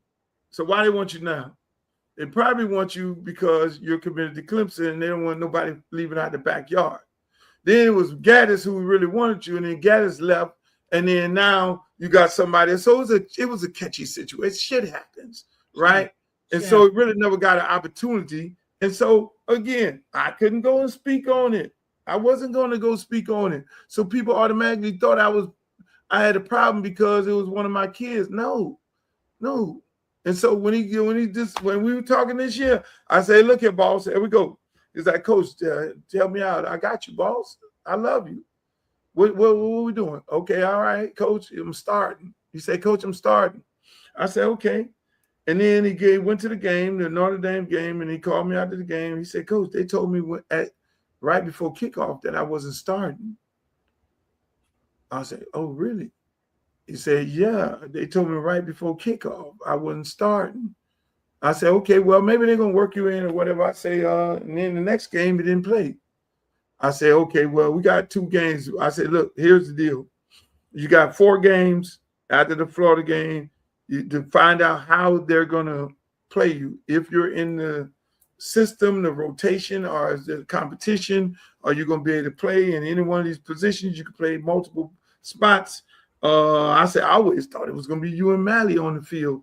You know what I'm saying? And so that wasn't a thing. And I said, well, you're going to have to make a decision after the Florida game, whether you redshirt, because if you stay catching punts and shit, you're going to lose a year and you would only have 1 year left. The likelihood of a team wanting to take you with 1 year left is going to be slim to none. You feel me? And so you got to make a decision. So, I say, but look at how they played. Well, we knew before the Notre Dame game he wasn't starting. But no, we he didn't know that. We had heard that. We had heard. We did. knew before the Notre. Huh? You know that, but he didn't know. We knew before the Notre Dame game he wasn't starting. Not him. Y'all knew it. The media, but he didn't know it. He was told that the day of the game. So now, yeah, we all knew that from a whole lot of other situations that went on leading up to that, which I don't want to get into. But again, the man is entrusting his people. That's what they tell him. So at the end of the day, I mean, that's all under the bridge. He goes to now he gets to, okay, I got to make a decision whether I'm going red shirt or not. And so right. So slow down so people can understand what they saw this year with Ray. At some point, it seemed as if Ray was just okay on the bench. And that was because if he played, he burns his red shirt, right? Yeah, if he played 5 games, then you burn your red shirt. So after the Florida game, when he wasn't in the rotation, I said, son, you got to make a decision, because if you go by there, catch 1 punt, you have burned a year. You have 4 games to see how they're going to use you. They didn't even fucking use you in Bethune-Cookman. You know what I'm saying? So if you ain't playing in Bethune-Cookman, I mean, hell, y'all just played one tough team and a whole bunch of other slaps, and you wouldn't be in the play in this situation. So then he said, hey, coach, I'm going to just do a red shirt. I say, here's how you do it. You go in there, you tell Mario and you tell Beard that you're going to, take a red shirt, because it's obvious that you're not in their game plan and the mix or anything like that. And you'll just, you'll be there for emergency purposes. And so that's why you saw him out there dressing out every game. And he was just, sitting there. And if somebody got severely hurt or 2 guys went down and he had to burn the red shirt, he would have burned it. That's why he dressed out. He worked out. I say, don't say nothing to nobody. Don't, just keep doing what you do. Work hard, because you're really preparing yourself for the next team anyway. Right. So just take this year as, go on the scout team and continue working. Don't go sitting around the corner pouting. Put some work in and, work again. You're going to be working against the starters. You're going to be working against Frederic and all these DBs and all these people right there on the scout team. And so you're going to get good work in to prepare you for your next stop. And so that's what he did. And that was the mindset. And that was the whole game plan. So everybody's seeing him, what he's doing right now in East Carolina. Shit, this dude had a whole year. He ain't got no wear and tear on him. He been sitting over there for 2 or 3 years. And then he took the last year and then repped on the scout team against the number 1 team, the number 1 defense. So shit, he in good shape. And that's how it works, Street. It always worked different types of ways. Yeah, it gets deeper than rap, bro. And a lot of the fans, I mean, they surface level with it, and they can't really see, like, what I'm saying, behind the curtain. And a lot of times you don't want to see what's behind the curtain, because sometimes you look behind the curtain and you don't like what you see. Yeah, everybody's fanned up. Everybody, right. Let me tell you, when you've coached 20 years like I have, there are kids who went to places and they did good. Artie Burns was one of my players. He went to Miami and he did good. He was a first-round draft pick. Right. Amari Cooper did good. He was a first-round draft pick. Carlton Davis, another one of my kids, did great. Vashawn Jones, all these kids did great. You know what I'm saying? And then there's ones who had to make transfers, who it didn't work out for them there, and they had to leave and go to another school and things like that. I never had no ill will towards school. It's more so, hey, and the kid, I'm like, yo, get your shit together, and you need a new start. And when you get into that new place, take advantage of it and just understand, look yourself in the mirror and say, these are the things that I did not do here. Now, there are some peculiar situations that some of us may get into, it's like, but you can't look. It's like, and that's why I love that kid Ray so much. He ain't looking at, okay, man, I could have been at Louisville with 1.6 million, and money could have been up, and I could have been in Braun offense, and I could have been the replacement of Tutu Atwell, and I could have been leaving and going to the draft. That kid would have been drafted this year. Mm-hmm. You know what I'm saying? He ain't even thinking about that. He thinking, this is what I wanted to do. This decision I made, and okay, I gotta live with it, man. It ain't over. Life ain't over. So now he's over at East Carolina. He got 2 years to get off. to get himself. Now, when he go in somebody combine, oh shit. And one thing, God don't teach speed. And when you got speed, heart, and ability, God don't that look. Shit, I want to go out there and run a 4.4 right now. And God ain't blessed me to do that shit. You know what I'm saying? I might run a 8.4. You feel me? And we have to exploit the things that he, so he'll be all right. I mean, I think parents need to understand. Parents need to understand this business. I remember talking to Rod Mack, and he understands it. Like, it's a business. The team has to have depth. The team has to have depth. The team has to have starters. Yeah, they have to have guys behind the starters, and they got to have guys behind the starters, because shit can go wrong, right? Yeah, right. The parents and the players, or whoever representing your child, you have to be able to see what's best for your child. What's best for your child? You have to be able to see that, because their job is to create a roster with a depth chart, and I don't blame them for that. You know what I'm saying? Yeah, they got to do that. But the thing is, like in this same situation it's ironic. So you had Ray, he obviously had some outside influence. And you had Freedman. Freedman would not fucking move without asking me, Coach, should I go over here? So Freedman was in a situation. Randy Shannon and them did not want him. Right. He went to the camp, tore it up. He was the best running back at the camp. We got on the highway, went to Florida State. Florida State immediately offered him. He had no offers. That was his first offer, right? So he goes into that situation there. So we in there. Now, Al Golden comes in. And Al Golden calls me up. Hey, man, I've got to get this Freedman. I got no way in the world we can let him go to Florida State and all this. Now, mind you, Telly Lockett had all his players to leave early to go in December, which was the most unique thing ever. So you going in December. So Freedman going in December, right? Mm-hmm. Well, a lot of people, again, rule. A lot of people don't know the kids that are going in December. Yeah, they might sign a scholarship, but they're not officially on that obligated to fulfill the obligations of that scholarship until they one day when they walk in school. Not like the other kids who sign later, who sign now but then go in later. But so Al Golden on the phone, no, don't let him go to class. He already signed up. It was like, no, don't let him go to class. If he go to class, then he'll be official Seminole up until. So we negotiate. We're talking to these, not negotiating, because back then it wasn't no money thing. We're talking to them, right, about this kid. And now he in a situation like he always wanted to be a Hurricane. He always wanted to play here in Miami. This Devontae Freeman. And he's sitting there looking like, Coach, what do I do? What do I do? They want me now. They want me now. And he damn near about to,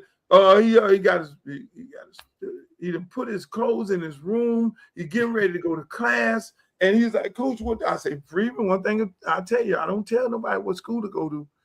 Now, you need to go and pray on that. You already committed, getting ready to go into class. You got this man, Al Golden, came here begging that he wants you. And I'm like, Golden, they told me they had all these running backs. He said, ain't no damn running backs on this roster. I'm looking at this board. There's nobody here at Miami. This man's the best player. He's selling. We go, bro, we went all the way to 2 o'clock in the morning. This kid telling me, Coach, you are going to tell me where to go. I say, no, I'm not. Hello. Uh-huh. Yes, you can let him in. See there? Y'all get it right there. He said, I said, no, I'm not going to tell you where to go at, boss. I said, I ain't got to go to school for 4 years because I don't get into that. I said, son, you make the decision. I said, this is what you need to do. You go pray on it.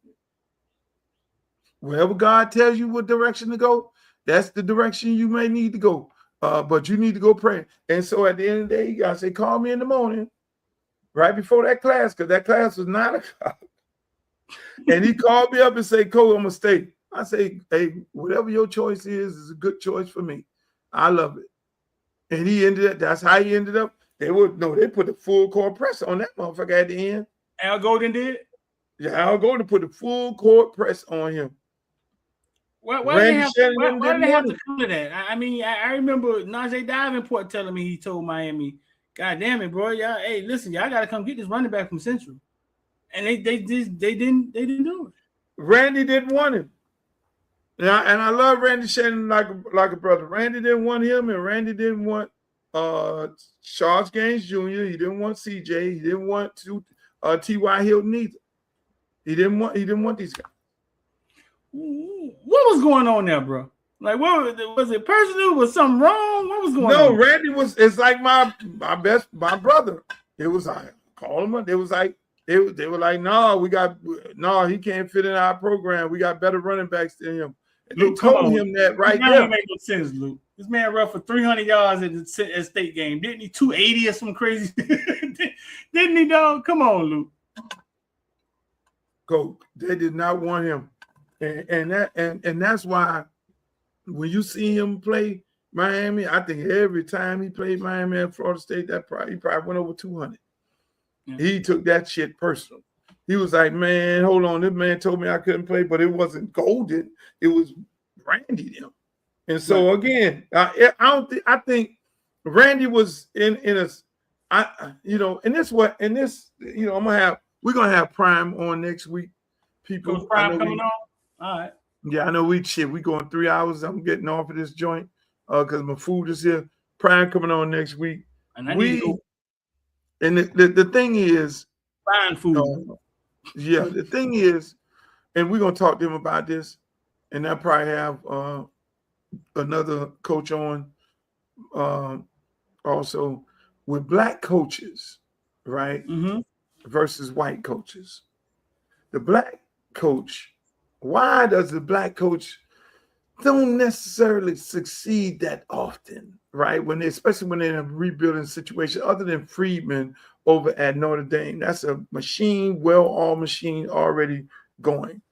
The black coaches care more about the black players than the white coaches. The white coaches look at them as a number.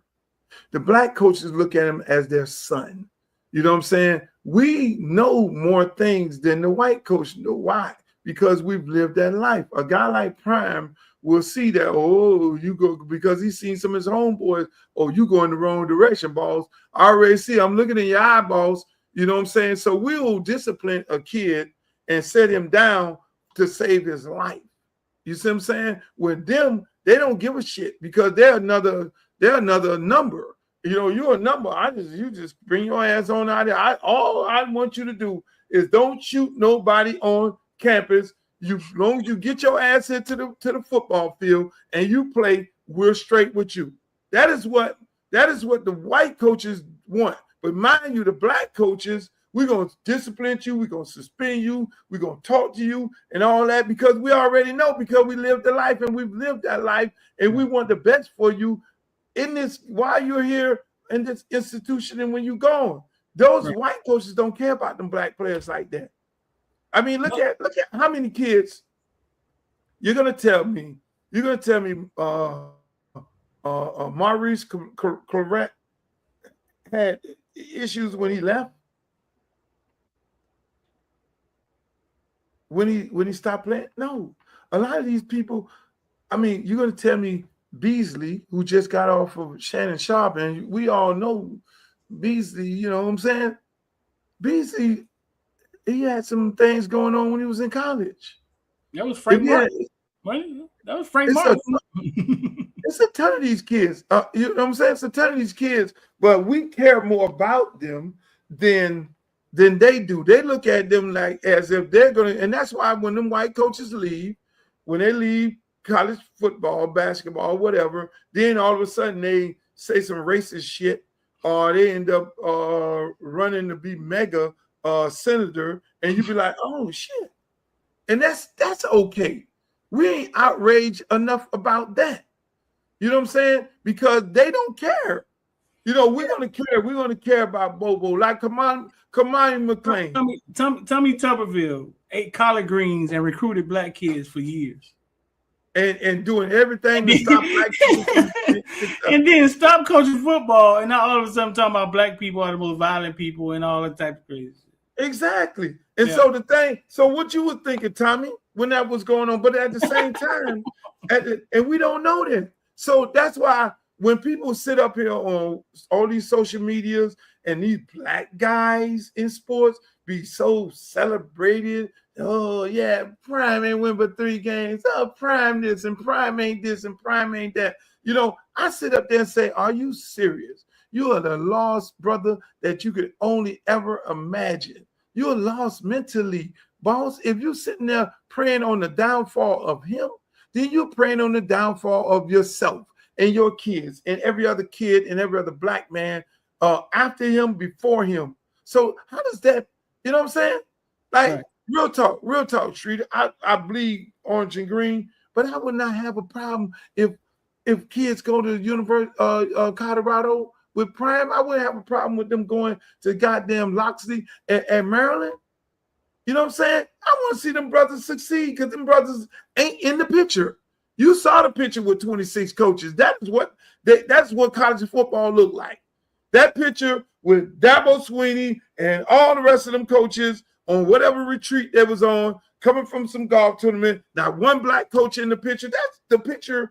That is what you're sending your kids to. 99.1% of them will leave college football and say some racist shit, or have already said some racist shit, and with no consequences, and then show you really how they care about your kids. And they say, "Well, Luke, why you always talking about black and white? Like if you don't speak up for that one, if you don't speak up for the 1%, who is? Because obviously there's no spokesperson in the room. Hey, if motherfuckers can't be officer coordinators, as long as it exists, I'm gonna talk about it. But again, that's it, Streeter. We gotta go. I got to go. My man Streeter. Hey man, I enjoyed you today, man. I love you, my brother. That's Streeter from Footballville. Make sure y'all go check him out. I didn't cut Streeter off too quick. Y'all go check him out, man. He's over there at Footballville, all over the social media platforms. That Streeter have you on here all night. I can't do it. I gotta go. This has to be a marathon. And shouts out to Mike Silver. Shouts out to Chevron, Senator Chevron Jones. Shouts out to Miss Nixon, Senator Miss Nixon. Hey, look, man, this was a long ass show. Shouts out. Mike Silver. Mike Silver broke the record. Streeter. Mike Silver was the first white person on the Luke Show. First white guest, my friend. But hey, look, man, I want y'all to like, share, subscribe to the show. I don't know what happened with Facebook. We got dumped over there. But hey, look, man, I enjoyed it. I want y'all to go to my website. I'm running for Congress in Congressional District 20. We still have a district. And I just want y'all to go to the page. A lot of you guys are going to the page and you're donating the $5 because I can see it coming in. Some people donate $1. That's fine too. You know, I really appreciate it. We're doing some good numbers in the fundraising department. I got some very special fundraising events that's getting ready to happen. And if you want to be a part of them, you can go to my website. My man Khaled is going to do a fundraiser. My man Rick Ross is going to do a fundraiser. Shaka and all the guys in Atlanta, Ludacris and everybody, and Greg Street and all those guys on June 2nd, they're doing a fundraiser. On May 7th, we're doing a fundraiser here in Miami. And I think it's the 21st of May, another fundraiser with Ross, you know, and man, I'm blessed to have some good friends because they all want to be a part of this movement of me running for Congress, them making these heavy donations. And I appreciate you guys for the $5 to $10 or whatever it may be that you're making. Again, I love it. We're going to win this thing, man. With your help, we're going to win this thing, and we're going to go and fight for these people. As y'all can see, we're in a toxic situation, man. This man up here, Orange Head, is trying to do everything possibly to disenfranchise African Americans. And any one of his governor cronies, like this one, Ron DeSantis, is trying to do whatever he can disenfranchise African Americans in the democratic process. You know, we'll talk about this more on, I'm going to tape the show on Friday because the son got baseball game, playoffs. Shouts out to Pace Baseball. Hopefully they take this series and then move to the next round. And hopefully the kids get to state. But at the end of the day, in the words of Walter Cronkite, May the good news be yours. Why was everything seemed to be going down at the award shows back then? West came to the South. They had beef with Luke Skywalker and the Miami boys. Yeah, they don't tell that story. They don't tell that story where Luke came to the hood, got Atlanta and Miami folk. And we clear how. And this is when Dr. Dre made Dre Day and Snoop is going, they all going at Luke. Man, them goddamn Miami, I don't know where Luke people, man, this was in Orlando, Florida, the Jack the Rapper. We're in Orlando, Florida. Them goddamn Miami niggas came through that bitch so thick, tearing shit up. Only real niggas that was at that Jack the Rapper know exactly what the fuck happened. But it was bad, you know what I mean? It was all bad. Just know that Death Row and Luke Skywalker is funking at this time. That's when everybody met up. Because they doing their own shows, we doing our own shows. All year long, and then when y'all finally meet up. Yeah, because everybody had to go to Jack the Rapper. Everybody had to go to New Music Seminar. Everybody went to How Can I Be Down? Everybody went to the Southwest, whatever that shit was. Yeah, so that's where you see them. Damn, so that's why it be like, every time, like when you go back and look up at the beefs and they'll try to pull up a beef from back then, it's always at the fucking award shows, or they always have these stories about the award shows. And they got to understand, man, the South, boy, the South don't play. The South pulls no punches. We scared of nothing. We are not scared of the boogeyman.